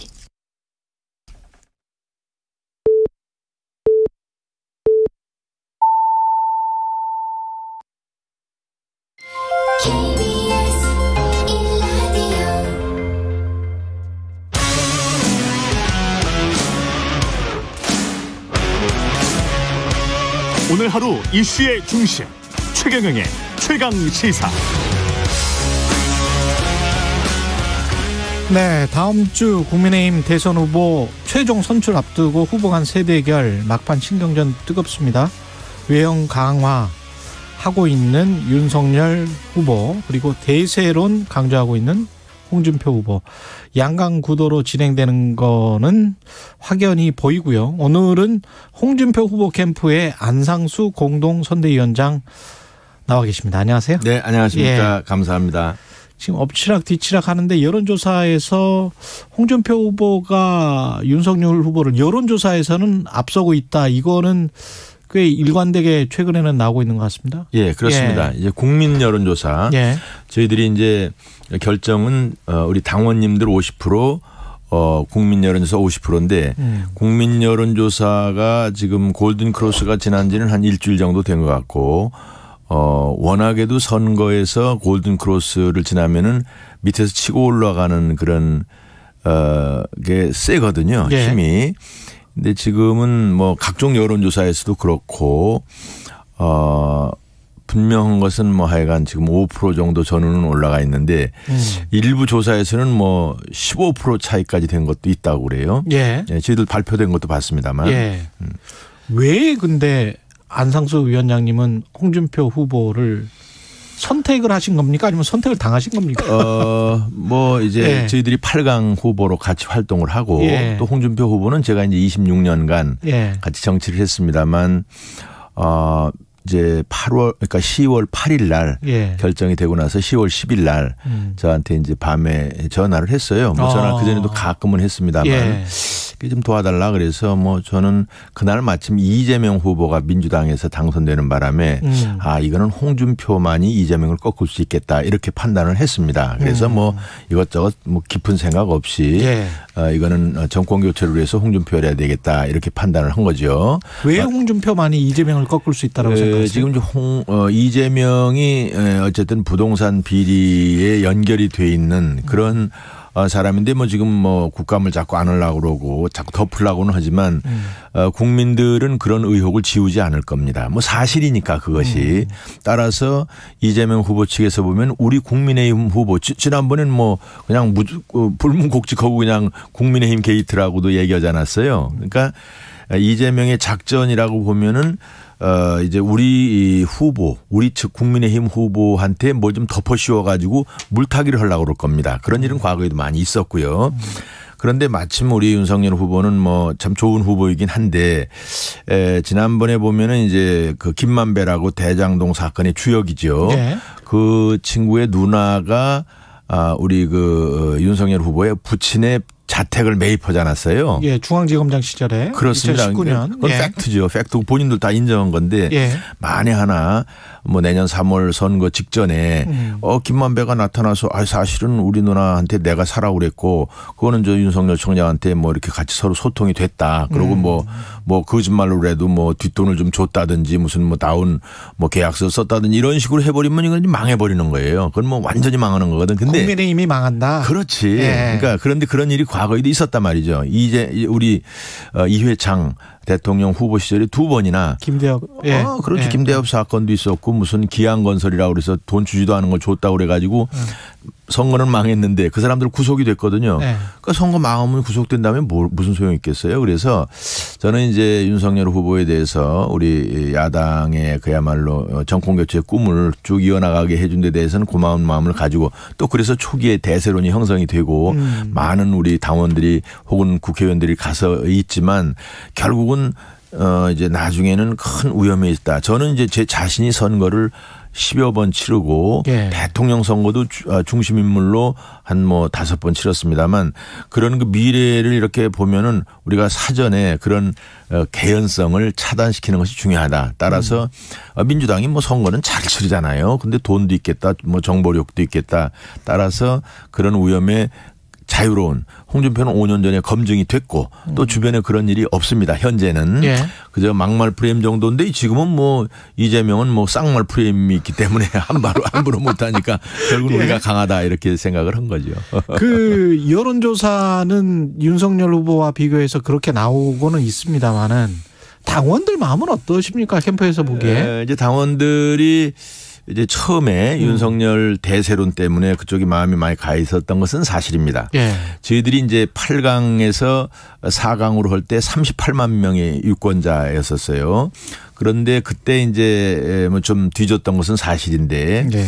그때도 여론조사는 우리가 앞섰다는 설이 있었는데 그건 뭐 확인되진 않았고 다만 이제 지금은 19만 명 정도가 늘었습니다. 38만에서 19만이 늘어서 57만 명이 선거인단입니다. 57만 명이군요. 네네. 그런데 예. 그 19만 명 중에서 한 절반 가까이가 2040입니다. 예. 2040에서의 그 지지율은 지금 거의 20% 차이 나요, 사실은. 20% 차이가 나요? 예. 이죠. 일반 당원들도? 그것은 이제 정확치는 않은데. 일반 여론조사에서는 그렇기 때문에 예. 그런 게 이제 그 수렴이 될 거다 이렇게 이제 우리가 판단할 수 있죠. 예를 들어 우리 그 이준석 대표가 예. 대표가 될 때는 그때는 이제 28만 정도가 선거에 나뉘긴 했습니다만 초기에는 우리 당협위원장을 비롯한 당원들의 지지가 뭐 한 자리 숫자에 불과했었습니다. 이준석 대표가. 그런데 발표한 지 한 달 만에 이제 일반 여론조사가 40%가 넘어버리니까 당원들이 확 그냥 들러붙었어요. 그렇죠. 그래가지고 그때도 2등하는 후보한테 당협위원장 국회의원들이 한 80%가 그쪽에 가서 이렇게 지원을 했는데 결국은 이준석이 여론조사에서 이기고 당원조사에서 거의 접근을 해가지고 조금의 차이로 접근이 돼서 맞아요. 당선된것과 예. 마찬가지죠. 예. 그래서 이번에도 그런 현상이 저는 일어나고 있다 이렇게 보는 것이죠. 말하자면 19만 명 중에서도 이제 그런 경향 그 이제 내부에서 들어가 이제 그 참여하신 분들 중에서 2040이 많은 것이 이제 그런 우리의 말하자면 대의원들이 홍준표를 지지할 성향이 높다는 걸 얘기하는 것이기도 하고 또 하나는 그 당시에 지금 그때는 이제 10월 5일 날이거든요. 조사를 한 게 이번에는 이제 11월 1일 2일 날 조사를 하는데 벌써 25일간 동안에 일반 여론조사도 많이 올라갔는데 그때보다 뭐 15% 이상 올라갔죠. 그리고 홍준표의 경우에 그런데 대의원도 상당한 움직임이 있다 이런 거죠. 발표된 것 중에서도 지금 부울경 같은 데는 뒤집혔다는 겁니다. 아, 그래요? 예, 그리고 엊그제 신문에 났어요. 그거는. 예. 이제 선관위 이제 그 신고가 되고 한 거죠. 예. 여론조사 말씀하시는 거. 예. TK에서도 상당히 접근됐다는 건데 그건 왜 그런 말씀을 드리냐면 그 지역은 대의원 여론조사하고 일반 조사가 상당히 근접합니다. 근접해요. 우리 수도권은 많이 괴리되어 있는 부분이 있는데 그 지역은 경험적으로 보면 또 과거의 사례로 당원들 보면 마음과 비슷하다. 당원들하고 일반 조사가 비슷한 추세인데 그게 이제 부울경은 뒤집혔고 이 TK가 접근이 됐다는 것은 대의원들도 상당히 그런 성향이 있다라고 분석하는데 무리가 없죠. 근데 선거라는 게 사실 뭐 새 싸움도 있지 않습니까? 솔직히 말해서. 그러면 당협위원장들이랄지 뭐 과거에 뭐 경남지사 하태경 의원도 최근에 이게 합류를 했던데 현역 의원들만 엄청나게 많이 수십 명에 합류를 했단 말이죠. 윤석열 후보 캠프는. 그런 것들이 당원들 마음에 그다음에 새 싸움에서 당협위원장이 그래도 대의원들이랄지 당원들에 미치는 영향력이 좀 있지 않을까요? 아주 없다고 볼 수는 없는데 역작용도 있습니다. 이제 이게 숫자가 많다 보니까 57만 명이나 되고 그러면은 이게 컨트롤할 범위가 아니죠. 예를 들어서 뭐 한 20-30만 명 정도만 하더라도 상당히 영향력을 행사하는데 늘 선거는 반대급부라는 게 있습니다. 한 사람이 누구를 좋아하면 다른 사람은 그 사람 때문에 또 반대를 택해야 되죠. 왜냐하면 나중에 자기들끼리도 경쟁을 해야 되거든요. 그래서 그렇게 완사이드하게 가지는 않는데 예. 지금 이제 더군다나 이제 요즘 그 젊은 세대들은 위에서 무슨 얘기를 하거나 이런 얘기에 영향을 많이 안 받는다 하는 건데 예. 2030만 해서 지금 거의 35%가 된다는 것 같아요. 제가 57만 명 중에 예. 정확한 수치는 아닌데 상당히 많은 건 사실이죠. 과거에는 2030이 거의 없었어요. 그냥 예. 뭐 그 아버지 부모들 당원들이 자식들이나 다 가입했는데 지금 자발적으로 많이 한 거거든요. 특히 예. 이준석 이후에 그런 현상이 있기 때문에 그게 투표 성향이 그렇게 뭐 위에서 당협위원장들이 혹은 국회의원들이 많이 간다 해서 일방적으로 가지는 않을 거다. 바로 그게 이준석 선거의 결과가 얘기하는 거니까 저의 억측은 아니죠. 사지선다로 지금 하기로 했잖아요. 예. 이 여론조사는. 예. 이거는 만족하세요? 지금의 문항이랄지. 그거는 뭐 당에서 공식으로 발표한 대로 전통적인 방법. 예. 뭐 저쪽에 윤석열 측에서 제시한 것은 뭐 지금 여기 설명하기는 좀 복잡합니다만 다소 좀 무리죠. 그것은 세계적으로도 없는 일인데 예. 1대1 대결로 해서 하자는데 그게 기준점이 모호고 그래서 그것은 분쟁의 소지가 있습니다. 예. 꼭 적확하게 국민들의 의사를 대표한다고 보기에도 무리고 그런 예. 사례가 우선 없어요. 그제였나요? 어제였나요? 그 조직적인 어떤 대리 투표가 의심된다. 그래서 뭐 문자가 캡처가 되고 예. 그게 아마 캠프에서도 다 보셨을 거예요. 물론이죠. 예. 저희들이 고발했습니다. 검찰에. 고발했어요? 예. 그 선거법 위반이죠. 그 저도 이제 문자 그 캡처된 거는 봤는데. 예. 이게 좀 소개를 해 주세요. 이게 무슨 이야기인가요? 이제 그 투표를 하시기가 어려운 분들은 이게 모바일 투표다 보니까 조금 어르신들이 조금 이게 작동에 대해서 좀 잘 안 되는 경우가 있을 수 있으니까 그런 경우에 도와드리겠다 그런 건데 그것은 그 우리가 선거가 보통 비밀 평등 선거에 전면 위배되는 거죠. 그러니까 잘 몰라서 한 거거나 아니면 위에서 좀 그런 지령이 내려갔거나 그런 걸 텐데. 근데 그 문자를 뿌린 쪽이 윤석열 후보 캠프다? 그랬었습니다. 예. 저희들이 고발을 했습니다. 그렇군요. 이게 또 막판에 변수가 될 수도 있겠습니다. 그것은 현장에서도 우리가 그걸 예의주시하고 있는데 대리 투표라는 것은 절대로 있어서는 안 되거든요. 죄송하지만 그렇죠. 그거는 어차피 제도가 확립이 되고 또 우리가 어떤 규정이 정해져 있으면 거기에 좇아야지. 예. 그것이 뭐 투표하는 분들이 불편하다 해서 또 불편한지도 확인되지도 않았고 우리가 그렇게 짐작을 하는 건데 거기다 대고 고쳐주겠다고 그러고 지가 알아서 찍어버리면 대리 투표죠. 그건 안 되는 겁니다. 근데 이게 좀 고민일 것 같아요. 가령 지금 50대 50이기 때문에 그 안타깝게 홍준표 후보 입장에서는 안타깝게 여론조사에서 10% 정도 리드를 했어요. 지금 나온 것처럼. 근데 당원조사에서 11%로 졌어. 그래서 1%포인트 차로 진 거예요. 예. 그러면 일반 국민 여론조사에서는 이겼는데 당원 투표에서는 졌단 말이죠. 그러면 국민의힘 최종 결과를 받아보는 국민의힘 지도부도 조금 난처할 것 같고. 그렇죠.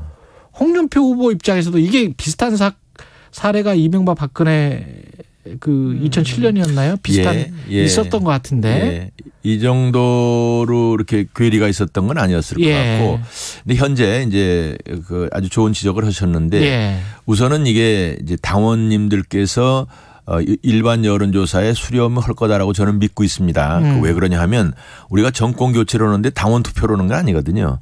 국민들의 투표로 하는 거란 말이에요. 그리고 또 우리가 젊은 2030들이 지지가 많은데 2030들의 지지를 받은 대통령이 정말 그 대통령에 당선된 예가 많습니다. 지금까지는. 그리고 뭐 역선택은 하지만 결국은 외연을 확대시킬 수 있는 후보가 대통령이 되는 것이 수월하기도 하고 당선되고 나서도 좋은 겁니다.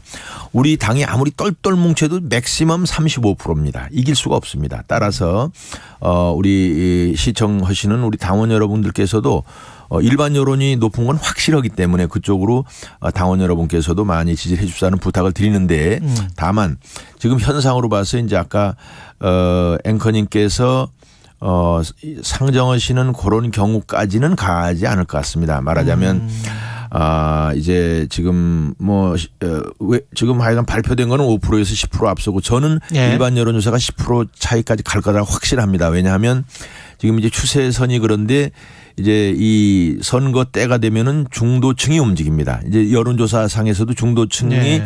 오늘이 여론조사하는 날이지 이런 인식을 하는 분들이 많거든요. 예. 그분들이 적극적으로 대답하면은 이거는 지금은 이제 정치 고관여층이 대답하기 때문에 우리 이제 보수에서 좀 어르신들이 많이 이제 윤석열 후보를 지지하는 경향이 있는데 이게 중도층의 경향 있는 분들이 지지를 하면은 훨씬 더 갭이 벌어질 거다라고 분석을 합니다. 이제 예. 전문가들이 분석을 제가 대변해서 말씀을 드리는 거고, 이제 당원 여러분들의 그 추세도 아까 말씀드린 과학적 근거를 가지고 상당히 줄어들 거다 해서 지금 상정하신 예로 예. 10% 11%는 아니고 예. 제가 볼 때는 10%하고 약간 1% 정도 우리가 이기지 않을까 당원에서. 당원에서도 이길 것이다. 네네네. 아니 근데 아까부터 궁금한 게 예. 망치 저거는 왜 들고 오셨어요? 망치를? 제가 이제 예. 토르상수라고 그래서 토르상수. 예, 저의 하나의 그 상징이 됐는데 지난번에 이제 예. 대장동 사건 이재명을 비롯해서 이 고위 공직자들이 부동산에 관여를 했고 예. 여기에 또 뭐 판검사 충신들 뭐 평생 갑질이나 하다가 겨우 거기다 빨대나 대가지고 국민들한테 이렇게 피 빨아먹는다. 부동산 투기는 국민들이 피를 빨아먹는 겁니다. 예. 기업을 해서 부가가치를 창출해서 상품이나 용역을 생산해서 이렇게 고용하고 세금 내는 거랑은 전혀 다릅니다. 그렇죠. 이거는 제로성 관계이기 때문에. 예. 그래서 이놈들 그냥 전부 다 때려 죽인다고 이걸 가지고 나갔더니 그때는 조그만 거야. 예. 조그만 건데 가지고 나갔더니 국민들이 시원하다고 큰 거를 보내줘서 그거 가지고 되겠느냐고. 그래서 이 큰 거를 가지고 다니는데 제가 이거 지지자들이 보내준 거예요? 네. 그래가지고 이걸 토르상수라고 아주 지금 떴어요. 너 때려 죽일 놈이 없다고. 예. 아니 이런 나쁜 놈들이 있느냐 그거지. 도대체 국민들을. 만약에 후보가 되시면 예. 그 제3지대 지금 이야기 나오고 있는 분들이 있지 않습니까? 예. 그 예를 들어서 뭐 안철수 국민의당 네. 대표다 네. 되면 네. 어떻게 하실 생각이세요? 당연히 단일화를 해야죠. 저는 사실 그 목적 때문에 우리 또 홍준표 쪽에 가 있습니다. 예. 그런 것을 제가 잘 할 수 있는 사람이거든요. 저는 정치권에 오래도 있었고 성격이 이렇게 모나질 않기 때문에 다들 그 무해무도 그게 친분이 있어요. 그래서 그런 분들하고 이렇게 소통 채널로 해서도 내가 역할을 하겠다. 그래서 와 있는 거고 뭐 안철수 혹은 김동연 뭐 혹은 지금 뭐 국민혁명당인가 뭐 이런 데들 다 제가 다 잘 압니다. 국민혁명당까지? 국민혁명당. 우파 성향이거든. 예. 그 이 3위, 4위 중 혹시 뭐 유승민 이야기 나왔었잖아요. 그 유승민 후보 캠프에서는 굉장히 좀 반발을 했었는데 혹시 막판에 그럴 가능성도 있습니까? 단일화. 저는 뭐 그런 내용까지는 모르고 그건 정말 후보들 몫이죠. 후보들 몫이고 그건 하나의 역사이기 때문에 그냥 뭐 풍문을 제가 전달할 수 있는 상황은 아니고 내부에서도 일체 저희들은 그런 얘기는 안 합니다. 후보들은 혹시 뭐 후보들은 혹시나 무슨 얘기를 하고 있는지 교감이 있는지 그건 제가 알 수는 없습니다. 알겠습니다. 여기까지 듣겠습니다. 말씀 감사하고요. 홍준표 후보 캠프의 안상수 공동선대위원장이었습니다. 고맙습니다. 네, 감사합니다. 네네. 공정, 공익, 그리고 균형. 한 발짝 더 들어간다. 세상에 이익이 되는 방송. 최경영의 최강시사.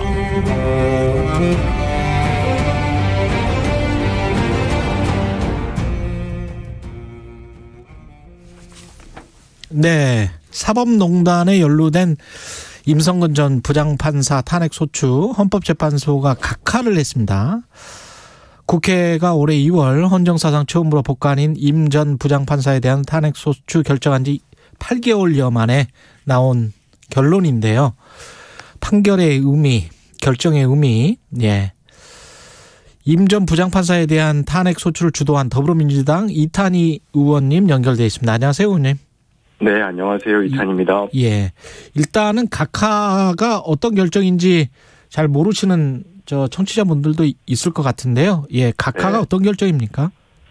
그냥 본안 재판을 안 하겠다라는 결정이에요. 판단을 하지 않겠다. 맞습니다. 네. 이게 그렇게 나온 이유는 뭘까요? 헌법재판관들이 다수가.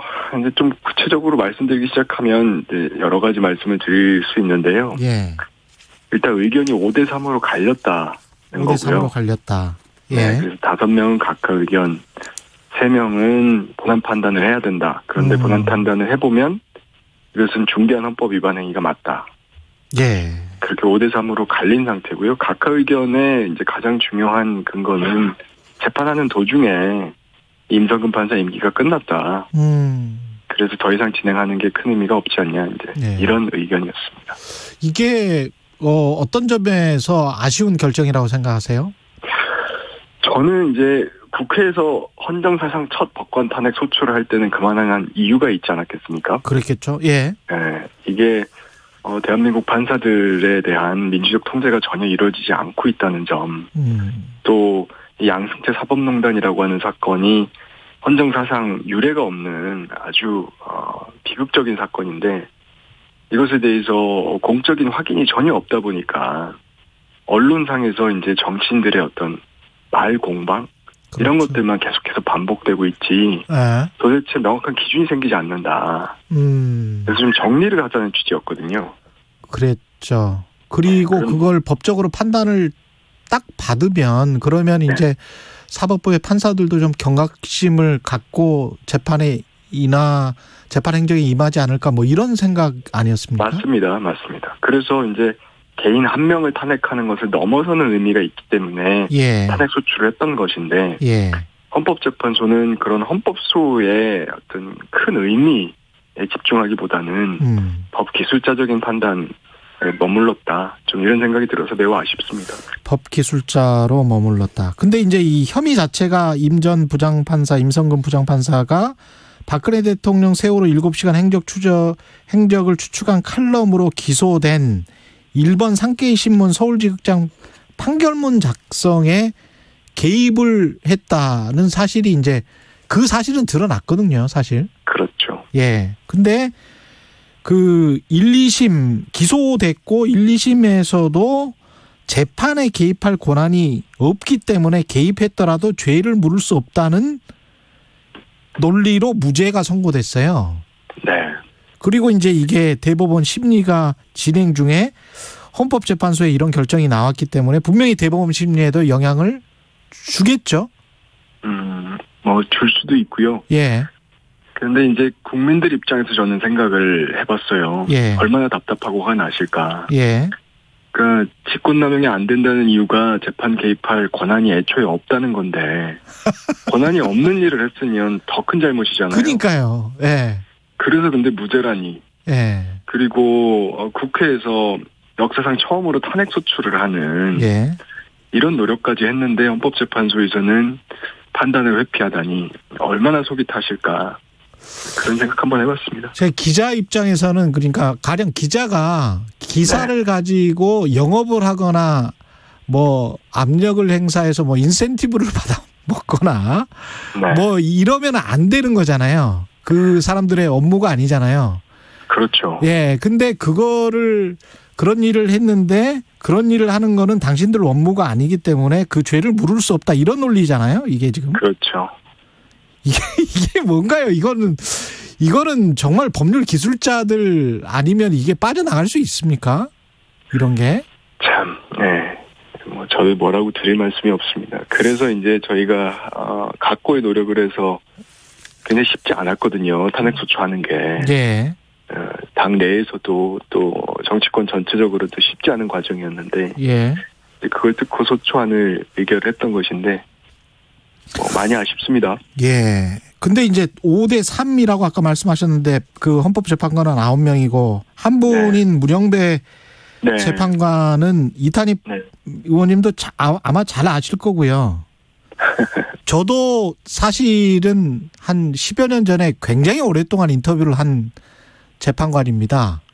판사님이고 제가 존경했던 분 중에 한 분인데 이분도 탄핵소추 자체는 적법했으나 법복을 벗은 시점이 종료됐다. 그래서 더는 판단하지 않겠다. 이렇게 이제 하고 사실 제가 이제 많이 아쉬운 거는요. 기권을 한 거죠. 예. 네. 예. 많이 아쉬운 거는 생각을 한번 해보면 우리가 탄핵소추 대상은 대부분 임기제 공무원이거든요. 예. 다 임기가 있어요. 그러면 재판하는 도중에 시간을 끌다가 임기가 끝나는 경우는 앞으로도 얼마든지 있을 수 있고요. 또는 임기 직전에 헌법 위반 행위를 하는 경우가 있을 수 있잖아요. 네. 이런 경우에는 그러면 다 각하가 되는 것이냐, 다 면죄부가 부여되는 것이냐, 이거에 대한 답이 없어요. 그렇죠. 예. 그리고 또 한 가지는 지금 우리가 2월 달에 탄핵 소추를 했는데 거의 한 9개월 가까이 지나서 이제 각하가 되는 거잖아요. 그러면 이런 절차, 이런 과정이라고 하면 설사 작년에 22대 국회가 구성된 직후에 우리가 여름에 탄핵 소추를 했었다 하더라도 예. 윤석근 판사가 2월 말일로 이제 퇴직을 했기 때문에 또 각하될 수도 있는 상황이었거든요. 예. 그러면 도대체 이런 그 사법농단이라고 하는 역사적 사건에 있어서 이 국가기관이 할 수 있는 일은 아무것도 없다라는 결론이 돼버리는데 이것에 대해서 헌법재판관들이 조금 더 적극적으로 좀 행동을 해줬어야 되는 거 아니냐. 예. 이게 이런 점을 전 지적합니다. 네. 예, 다른 재판관 한 분도 그 이야기 했는데 결국은 입법적 개선이 입법이 없어서 그런 것이다. 이렇게 이제 이야기를 하는 것도 있고요. 이 입법적 개선이 필요한 사안이라고 보십니까? 네, 어쨌든 이제 저희로서는 할 수 있는 일은 다 해야 된다고 생각합니다. 그래서 국회가 입법권이 있으니까요. 예. 탄핵 절차법도 만들어야 한다고 생각하고, 저는 이제 재판 개입 금지법이라고 하는 거를, 이번 헌법재판소 결정을 계기로 해서, 예. 추진을 해야 된다. 이렇게 생각하고 있습니다. 정치권에서 국민의힘은 이번 각하 결정에 대해서 합리적 결정이다. 민주당의 정치적 탄핵이었음이 입증됐다. 이렇게 주장을 하고 있는데 이 주장에 관해서는 어떻게 생각하십니까? 그건 아전 인수식의 해석이고요. 예. 그 헌법재판관 9분 중에서 어느 누구도 이게 잘못이 없었다라고 하는 임성근 주장에 대해서 손들어준 사람이 없거든요. 예. 그래서 그 해석은 맞지 않고요. 예, 내용 자체는 잘못된 것이라는 거는 다 확인이 됐다. 네. 예. 본안 판단으로 나아간 재판관들은 전원이 다 일치해서 이 행위는 중대한 헌법 위반 행위고 우리 헌정사에서 다시는 반복되면 안 된다. 예. 라고 명확하게 판단을 했습니다. 예. 그래서 저는 그게 소수 의견이라고 해서 효력이 없는 게 아니고요. 앞으로 우리 국가기관 운영하는 데 있어서 중요한 기준이 될 거라고 봅니다. 예. 의원님이 이제 사법개혁의 상징처럼 여겨졌고 그래서 이제 국회의원이 되신 건데 현 정부의 사법개혁 의지나 앞으로의 과제 이런 것도 궁금합니다. 마지막으로. 저는 이제 사법개혁은 국회가 해야 될 일이라고 생각해요. 예. 국회가 입법으로서 새로운 제도를 만들어서 법원을 더 투명하게 만들고 그래서 국민들이 볼 때 판사도 더 이상 신이 아니고 법원도 다른 국가기관과 마찬가지로 판사들의 것이 아니라 국민들의 것이라고 받아들이실 수 있게 만들어줘야 된다고 생각합니다. 예. 그래서 사실은 이것은 정부를 넘어서는 일이고요. 예. 대선과 무관하게 진행이 돼야 될 일인데 이제 정치 일정 때문에 그동안 좀 부침이 있어 왔습니다. 그래서 이번 대선 과정에서 다시 한번 또 사법개혁의 방향에 대해서 사회적인 논의는 이루어질 텐데요. 예. 그 논의의 결과에 관계없이 이 대선 이후에는 좀 하나의 어떤 방향을 찾아서 국회에서 좀 성과를 내야 된다. 이렇게 생각하고 있고 그 있어서 저도 중요한 역할을 하겠습니다. 예, 알겠습니다. 오늘 말씀 감사하고요. 더불어민주당 이탄희 의원이었습니다. 고맙습니다. 네, 고맙습니다. 예, 1248님, 지금의 우리나라 법체계에서 입법부가 사법부를 전혀 견제할 수 없는 구조로 되어 있다는 것을 확인하게 된 헌재 결정이라고 생각합니다. 삼권 분립이 부실하다는 뜻입니다. 국회는 판사들이 부정을 저지르고 파면 전에 퇴직함으로써 책임을 회피하는 꼼수를 부리지 못하도록 입법의 허술한 부분을 보완해야 합니다. 이렇게 말씀하셨습니다. 잠시 후 3부에서는 아주대학교 심리학과 김경일 교수와 함께하는 뉴스는 쉽니다. 준비되어 있습니다.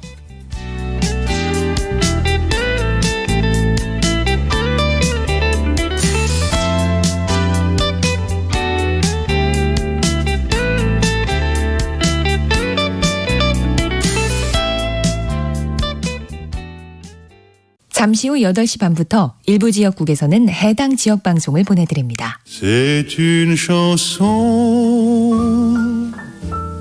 qui nous ressemble. 낙엽은 떨어져도 여러분의 자산이 떨어지면 큰일 납니다. 오후 4시 5분 홍사원의 경제쇼는 오늘도 최선을 다해 좋은 정보만 전해드리겠습니다.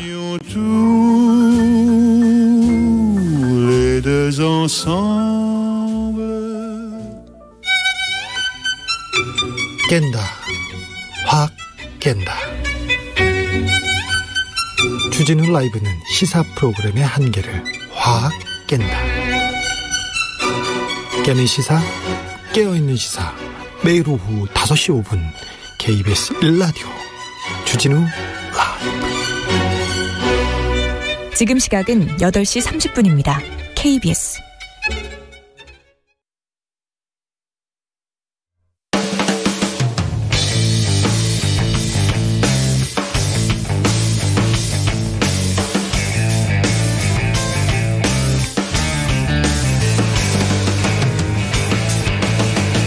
최경영의 최강 시사.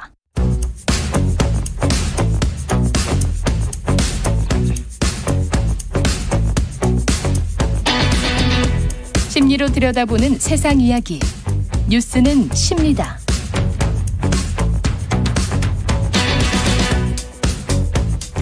네, 정치, 경제, 사회 등 우리 사회의 다양한 이슈를 심리학적 관점에서 풀어보는 시간입니다. 최경영의 최강시사 새 코너.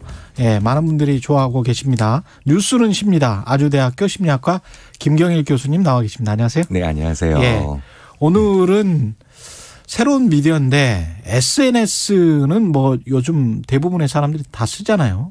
다 하죠. 세대별로 플랫폼이 좀 다를 뿐이지. 그렇죠. 네, 예. 많이 하죠. 거의 다 하시죠. 근데 이제 셀럽들이나 정치인들이나 뭐 이런 사람들이 하다가 연예인들도 하다가 사고 치는 경우가 많고 참 많죠. 최근에 이제 개 사과 논란이 이제 가장 큰 사과 네.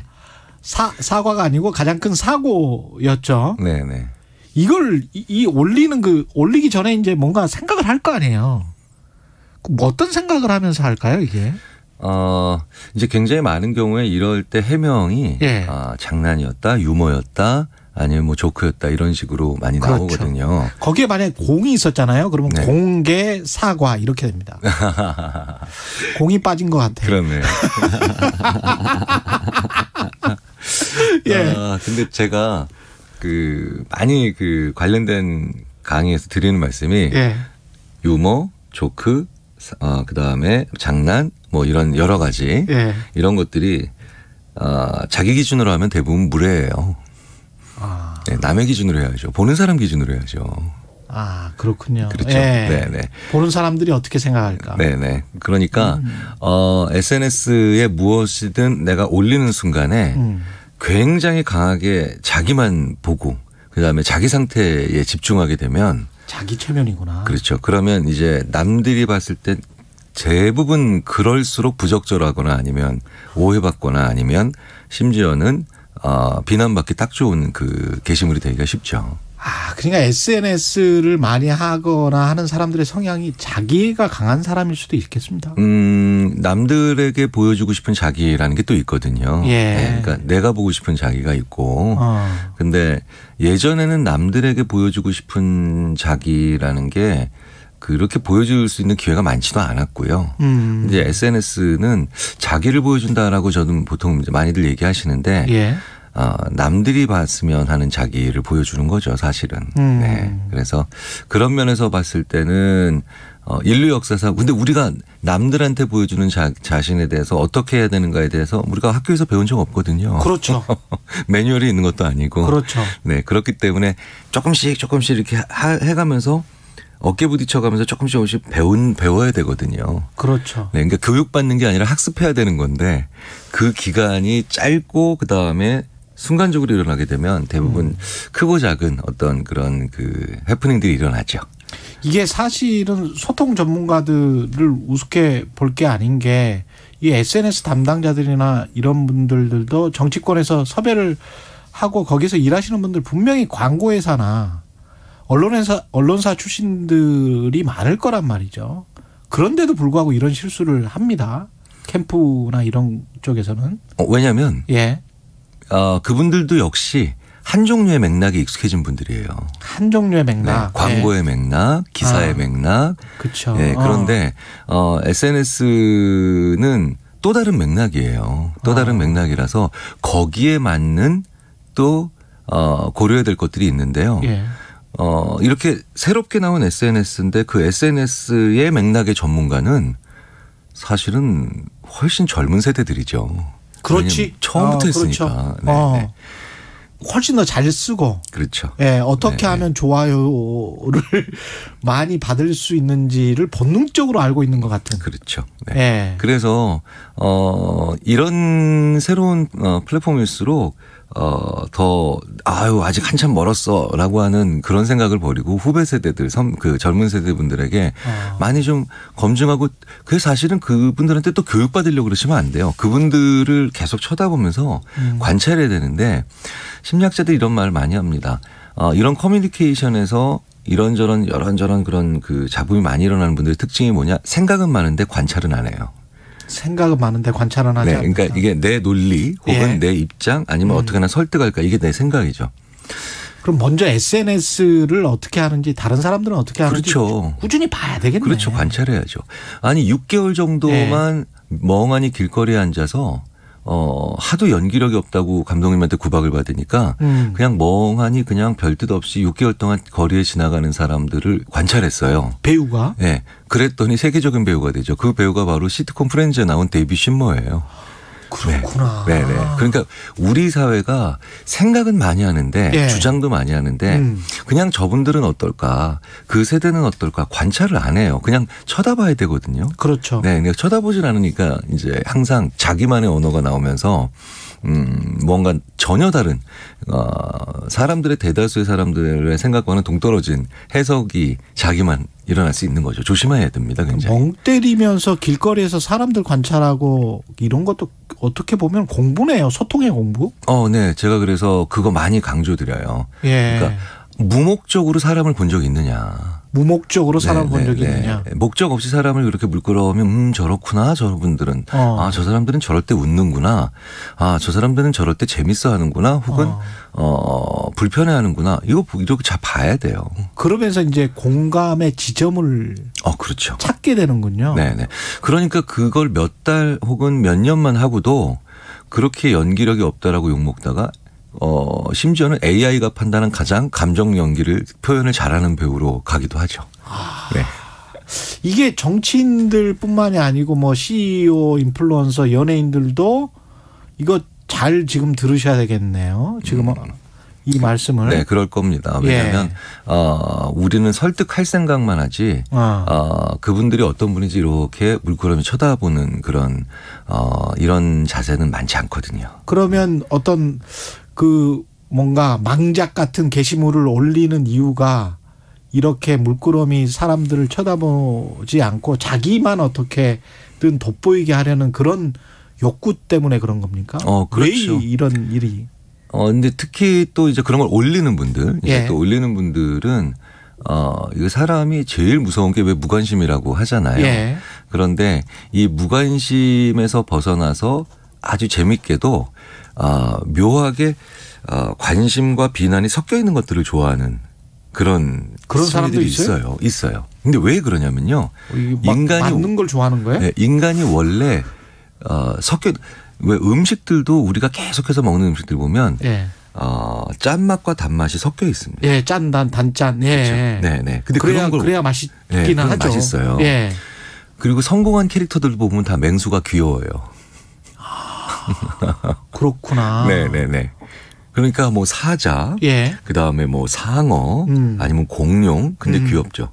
그러니까 인간의 마음이 동시에 플러스와 마이너스 혹은 남쪽과 북쪽을 동시에 섞어서 뭔가를 보여주고 싶은 마음이 있거든요. 그래서 멋진 걸 보면서 후졌어. 네, 그 다음에 뭐 예쁜 걸 보여주면서 망했어. 네, 이러면서 사람들이 이런 또 관심 끌기를 많이 하고 있는데 그러니까 그 망작이라고 하는 것들도 대부분 보면은 그런 의도가 있는데 그게 또 혹시 자기 기준으로만 그게 돼버린 거죠. 그렇죠. 네, 그런 경우에 그런 또 이게 뭐 시간대 올리는 시간대가 뭐 밤 늦은 시간이나 새벽이나 특히 또 이제 술에 취해 있거나 이러면 대부분은 망작이 나오지 않습니까? 네. 이게 또 왜 위험하냐면요. 그 밤이라서 위험하다라고 옛날에는 심리학자들도 생각을 해봤는데 못지않은 정도가 아니라 더 큰 이유가 있어요. 예. 지쳐 있어서 그래요.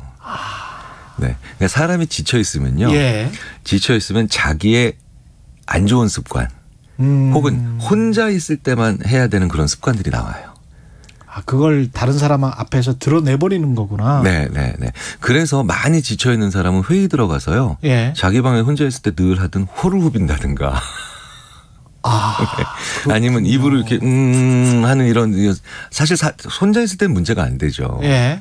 그러니까 이렇게 지쳐 있을 때가 문제라는 겁니다. 네. 그래서 하루 일과를 막 끝내고 난 다음에 지쳐 있는 상태에서 딱 이 SNS를 시작하면 안 좋은 습관 중에 하나가 바로 뭐냐면 자기 감정을 여과 없이 그냥 맞습니다. 해버린다는 거죠. 그래서 대부분 이런 문제가 되는 말씀들을 보면 다 이런 얘기 하잖아요. 술자리에서는 할 수 있는 얘기다. 그래. 거기까지는 인정한다. 예. 근데 그걸 이런 다른 사람들이 다 보는 데서 하면 어떡하느냐. 이런 얘기가 많이 나오잖아요. 그러니까 몸이 지금 지쳐 있으면 술자리에 있는 것처럼 그냥 자기를 확 풀어버리는 거죠. 기분 좋고 사람이 내가 에너지가 넘칠 때 SNS도 해야 되는 거군요. 네. 그래서 저는 개인적으로 농담 반 하지만 진담 반으로 밥 먹고 난 다음에 그다음에 좀 쉬고 난 다음에 SNS를 하고 여유롭게 마음이 여유로워질 때 네네. 이게 SNS를 보면서 매일 뭐 자랑하는 것만 올리니까 그 상대적으로 SNS 보면서 상대적 박탈감이 더 심해졌다 이런 이야기 하지 않습니까? 그렇죠. 왜냐하면 원래는 내가 누구와 비교하거나 아니면 열등감 느끼는 게 옆에 붙어 있는 사람들한테 보통 많이 느끼거든요. 근데 이제는 뭐 프랑스 파리에 있는 사람도 옆에 붙어 있는 것처럼 그렇죠. 나오니까. 예. 그래서 뇌가 많이 혼란스러울 거예요. 내가 많이 혼란스러울 건데 그래서 더더욱이나 이런 아주 멀리 있는 사람도 이렇게 가까운 비교가 가능한 시대일수록 예. 이런 얘기 많이 하시죠. 그러니까 이게 남들의 감탄에 계속 목매게 돼요. 아, 그렇게 되는 거군요. 네네. 그래서 예. 내가 나한테 스스로 할 수 있는 감탄이 좀 필요하지요. 그러면서 사실은 SNS만 보면서 외로워지고 네네. 옆 사람한테나 가족이나 친구들한테 과의 소통은 오히려 좀 멀어지고 뭐 이런 현상이 나타나더라고요. 그렇죠. 그래서 예. 제가 학생들한테 이런 얘기를 합니다. 너 조금 안 해봤던 공부나 안 해봤던 취미 생활을 좀 해봐. 그러면 꼭 한 달이나 두 달 있다 이렇게 와요. 예. 제가 붓글씨를 좀 한번 해봤는데요. 예. 붓글씨를 좀 써봤는데 사실 어차피 한 달 했으니까 뭐 얼마나 잘 쓰겠어요. 근데도 자기의 한 달 전보다는 나아지잖아요. SNS를 훨씬 덜 하게 되고. 그렇죠. 그러니까 비교 대상이 한 달 전에 내가 되는 거지. 다른 동네에 있는 혹은 외국에 있는 무슨 그런 엄청난 사람들과의 비교를 덜 하게 되더라는 거죠.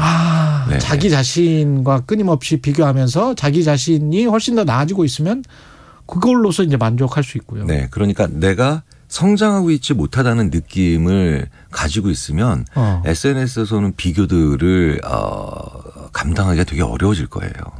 그럼 SNS는 인생의 낭비입니까? 하지만 여러 가지 좋은 기능들이 있죠. 여러 가지 좋은 기능들이 있는데 예. 수평적 소통에도 좋고요. 그렇죠. 그리고 이제 여러 가지 정보들이나 트렌드도 많이 알 수가 있죠. 예. 그런데 저희들이 보통 이렇게 얘기 드리면 좋을 것 같아요. 건강한 나한테는 SNS는 굉장히 좋은 도구고요. 그리고 건강하지 못한 자아를 가진 분들에게는 SNS가 굉장히 강한 독이라든가 혹은 아픈 상처가 될 수가 있죠. 자신의 멘탈리티, 정신 상황, 그다음에 뭐 아까 말씀하셨지만 뭘 많이 먹고 여유로운 상황에서 몸도 충분히 건강한 상황에서 SNS를 해야 되겠군요. 이게. 그럼요. 그래서 행복한 사람들의 SNS 활동과 그다음에 자기를 행복하지 않다라고 느끼는 사람들의 SNS의 사용 형태는 완전히 다릅니다. 알겠습니다. 꼭 행복해지기 위해서 SNS를 해서도 안 될 것 같습니다. 이것도 그냥 수단이니까요. 그죠? 그렇죠. 예, 이게 네네. 또 목적이 돼버리면 안 되니까. 네네. 밤하늘의 펄님. 와, 교수님 진짜 참 설명 잘하신다. 이렇게 말씀하셨고요. 스티브 엘님. 교수님 목소리 라디오도 들으면 남궁민 씨 목소리하고 비슷한 네. 몇 번 그런 말씀하시는 거 들었어요. 그래요? 네. 박현준 님도 감탄 교수님 말씀 귀에 속속 이렇게 칭찬해 주셨습니다. 오늘 말씀 감사하고요. 아주대학교 심리학과 김경일 교수님이었습니다. 고맙습니다. 네, 감사합니다. 네. 이 시각 교통 상황입니다. 동부간선도로는 출근 시간대면 성수 방향으로 교통량이 집중됩니다. 이 시각 도봉지하차도에서 용비교 부근까지 정체고요. 의정부 방향은 작업 여파입니다. 창동교와 상계교 사이 작업 여파로 월릉분기점부터 막힙니다. 분당 수서로 청담대교 방향 복정에서 탄천 1교까지 정체고요. 경부고속도로 서울 방향으로 수원에서 2km 막히고요. 달래내고개부터는 반포까지 정체되고 있습니다. KBS 교통정보센터에서 이승미였습니다.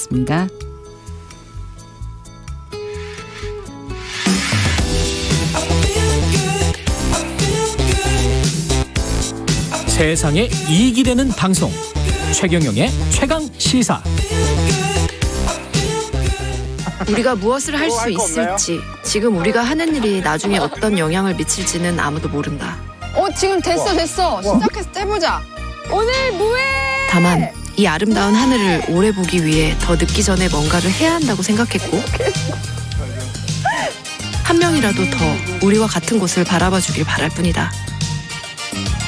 무해한 하루를 함께할 또 다른 우리의 친구를 위해. 그러니까 우리의 이야기는 이렇게 소소한 마음으로 시작되었다. 네, 이렇게 소소한 마음으로 시작되었다. 공효진 씨, 배우 공효진 씨 목소리가 들렸는데요. 자연에서 흔적 없이 머물면서 탄소 제로 생활에 도전하는 필환경 예능. KBS ETV에서 새로운 예능 프로그램이 탄생했는데 탄소 제로 프로젝트에 도전하는 친환경 예능입니다. 어떤 이야기들을 담고 있는지 자세한 내용 KBS 예능센터에 구민정 PD 나와 있습니다. 안녕하세요. 네, 안녕하세요. 예, 구민정 PD는 예능국에서 지금 예능센터에서 얼마 근무했습니까? 지금 KBS 입사한 지 한 6년 정도 6년. 됐습니다. 네. 아, 이게 그 최초의 기획이세요? 네, 이걸로 이제 처음으로 데뷔하게 됐습니다. 데뷔하게 네. 되셨네요. 네. 아, 근데 신선한데요. 예? 오늘부터 무해하게 어제까지 3회까지 방송이 됐는데 일단 반응은 어떻습니까, 시청자들? 반응은 일단 아무래도 좀 요즘 MZ세대라고 하죠. 예. 좀 젊은 층에서 좀 반향이 있는 것 같습니다. 이게 어떤 프로그램이에요, 내용이?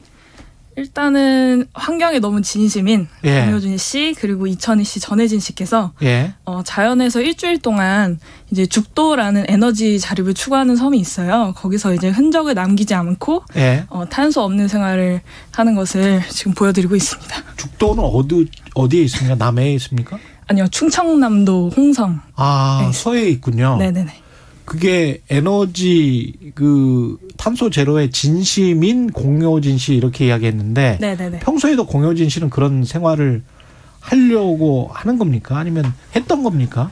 유명했습니까? 공효진 씨가 사실 한 11년 정도 전에 환경에 관한 에세이 책을 내셨었어요. 공책이라고. 그래서 예.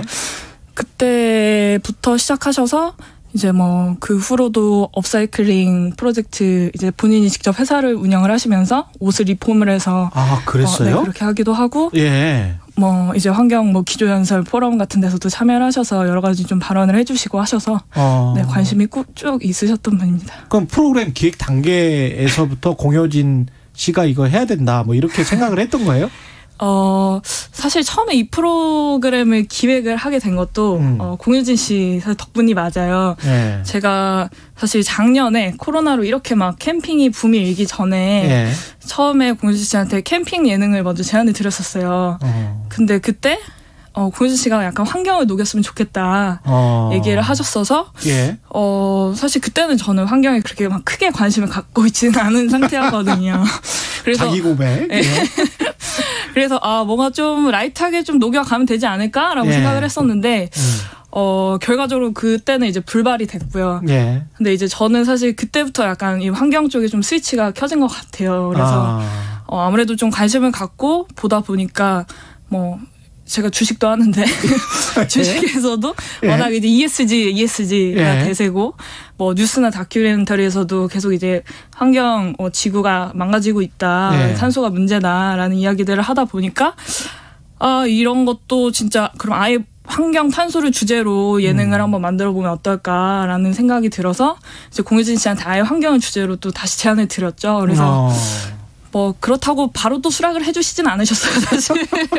예, 본인 일정도 있으니까. 네, 섭외 기간이 거의 한 반년 정도. 그러니까 꾸준히 계속 같이 소통을 하긴 했는데 이제 막 제안을 되게 많이 주시고 했는데 막상 딱 하겠다는 말씀은 잘 안 하셔서 사실 근데 그 안에 이제 되게 서로 많이 기획 단계에서 좀 의견도 오고 가고 하다가 어쨌건 좀 많이 디벨롭이 되고 이게 뭔가 좀 진짜 한번 해볼만 할 수 있겠다라는 그런 단계에 접어들고 나서 하자 이렇게 된 거죠. 그 홍성 앞바다 죽도에서 죽도에 가서 뭐 하는 겁니까 그러면? 죽도가 에너지 자립을 추구하는 섬이에요. 그래서 사실 에너지 자립률이 한 78% 정도 돼요. 거기가 이제 거의 태양열로만 운영이 되는 그런 섬인데 주민들이 몇 분이나 계시는데? 거기에 이제 한 50분 정도 계세요. 50가구? 네네.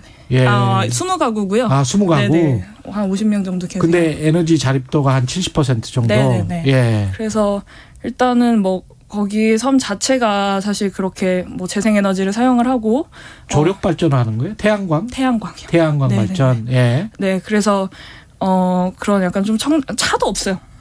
차도 그 없어요. 안에. 네. 그래서 자전거를 타거나 걸어 다니거나 대부분 이러는데 그런 약간 좀 무공해 청정섬 같은 데서 이제 저희가 어떤 좀 탄소가 없는 최소화할 수 있는 그런 뭔가 새로운 아웃도어 라이프를 좀 보여주면 어떨까 약간 이런 기획 의도를 갖고 거기에 들어가게 됐습니다. 우리가 밥 먹고 뭐 이 모든 일상생활이 사실은 탄소를 다 쓰잖아요. 그죠. 사실 뭐 물 쓰는 것도 해서 뭐 전기 뭐 옷 사실 탄소가 발생이 안 되는 게 없죠. 뭐 예를 들면 어떻게 그러면 탄소 제로로 살려면 어떻게 하는 겁니까 거기서는?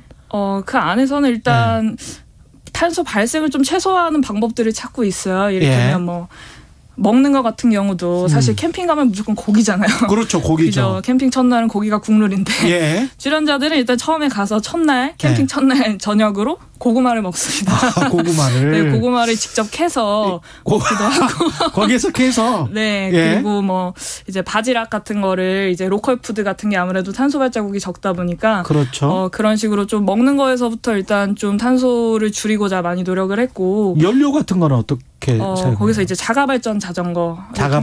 네, 전기를 직접 발전을 시키고. 그리고 땔감 같은 거는? 땔감 같은 거는 이제 거기에 마을에서 그런 버려진 자재들 이런 거를 좀 모아갖고 직접 이제 불을 피우기도 하고 그렇게 좀 생활을 하고 있습니다.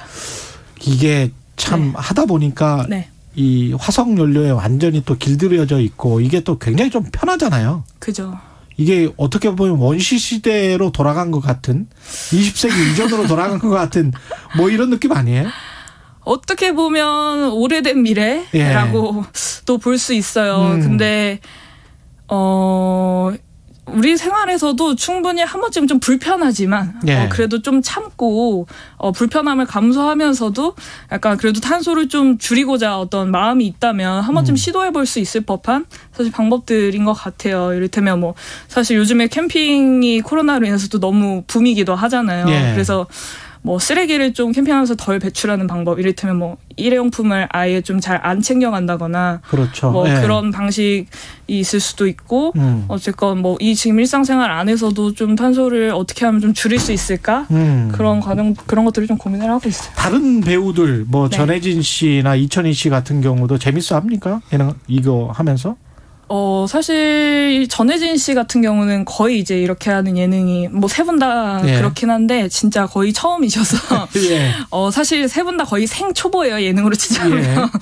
그래서 거의 처음에 촬영할 때 항상 이제 카메라를 등지고 계시고 되게 좀 그런 약간 뭐 날것의 그림들이 많은데, 근데 촬영을 하면서 전혜진 씨 성격 자체가 워낙 되게 발랄하시고 해맑고 이래서 그냥 이 상황 자체를 되게 즐기셨던 것 같아요. 그래서 이천희 씨도 사실 예전에 그 패밀리가 떴다 예능 이후로 이런 뭐 버라이어티를 많이 하시다가 사실 이렇게 좀 리얼하게 관찰하는 예능은 처음이셔서 처음에는 정말 이게 이렇게 방송에 나가도 되나 이렇게 뭐 사실 전문 예능이 없잖아요. 예. 이렇게 뭐 웃음을 억지로 만들지 않아도 이렇게 지내는 게 정말 나가도 될까? 약간 이런 고민을 많이 하시긴 하셨었는데 근데 뭐 찍고 나서는 다들 너무 재밌었다. 네.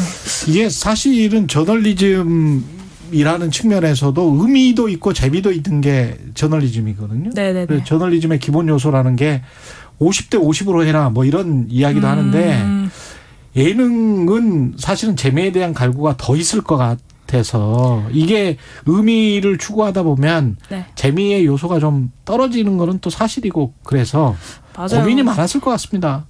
그래서 사실 환경 예능을 한다는 것 자체가 사실 처음에 예. 좀 고민이 많이 됐던 게 시청자들한테 꼰대적으로 보일 수도 있는 거 아니에요. 그죠. 예? 사실 환경운동이 진짜 금연운동이랑 비슷하잖아요. 그렇죠. 예. 다 해야 된다는 건 알지만 옆에서 너 이거 하면 안 돼 이렇게 하지 마 이러면 사실 불편하거든요. 그래서 그렇죠. 그렇게 계몽적으로 좀 풀면 아무래도 사람들이 좀 불편해할 지점들이 있겠다라고 생각을 해서 그럼 이걸 어떻게 예능으로 풀어야 할까 했을 때 그래도 뭔가 이거 좀 세련되게 약간 트렌디하게 만들어서 진짜 사람들이 좀 따라하고 싶게끔 한번 만들어보면 어떨까라는 생각을 했어요. 그래서 이제 사실은 워너비 아이콘이자 진짜 환경에 진정성이 많으신 공효진 씨를 1순위에 두고 계속 섭외를 했던 측면이 있고요. 재미를 위해서 또 사실 여러 가지 장치들을 고민을 했죠. 이 안에서도 이제 사실 아무래도 예능이다 보니까 어떤 목표가 있어야 되잖아요. 사람들이 몰입해서 달려갈 수 있는 목표가 있어야 돼서 그래서 사실 뭐 나무 망고를 심기 챌린지라는 그런 어떤 목표 아래 이 안에서 이 출연자 3명이 사실 어떤 탄소를 배출을 하면 그 주어진 망구로 해서 나무가 차감이 돼요. 심을 수 있는. 그래서 최종적으로 이제 일주일 후에 출연자들이 과연 얼마나 많은 나무를 심을 수 있는가. 그러니까 사실 이 프로그램의 제일 큰 이제 어떤 방향이거든요. 그래서 그런 것들을 좀 따라가는 재미도 있지 않을까라는 생각을 합니다. 나중에 이게 뭔가 좀 더 발전해서 네네네. 양심 냉장고 옛날에 아주 히트 쳤었잖아요. 맞아요. 이경규 씨가 했던 거. 네네. 그런 식으로 좀 재미와 의미를 동시에 찾아보는 그런 예능이 됐으면 좋겠습니다. 맞아요. 그런 공익 예능이 사실 저도 어렸을 때 뭐 느낌표나 이런 거 되게 재밌게 봤었거든요. 그렇죠. 요즘에 아무래도 그런 것들이 좀 많이 없는 것 같아서 아무래도 뭐 이런 환경에 관해서도 좀 이런 예능들이 많이 나오면 좋지 않을까라고 생각을 합니다. 오늘 말씀 감사하고요. KBS ETV 오늘부터 무예하게를 연출한 구민정 PD였습니다. 고맙습니다. 네, 많이 봐주세요. 네.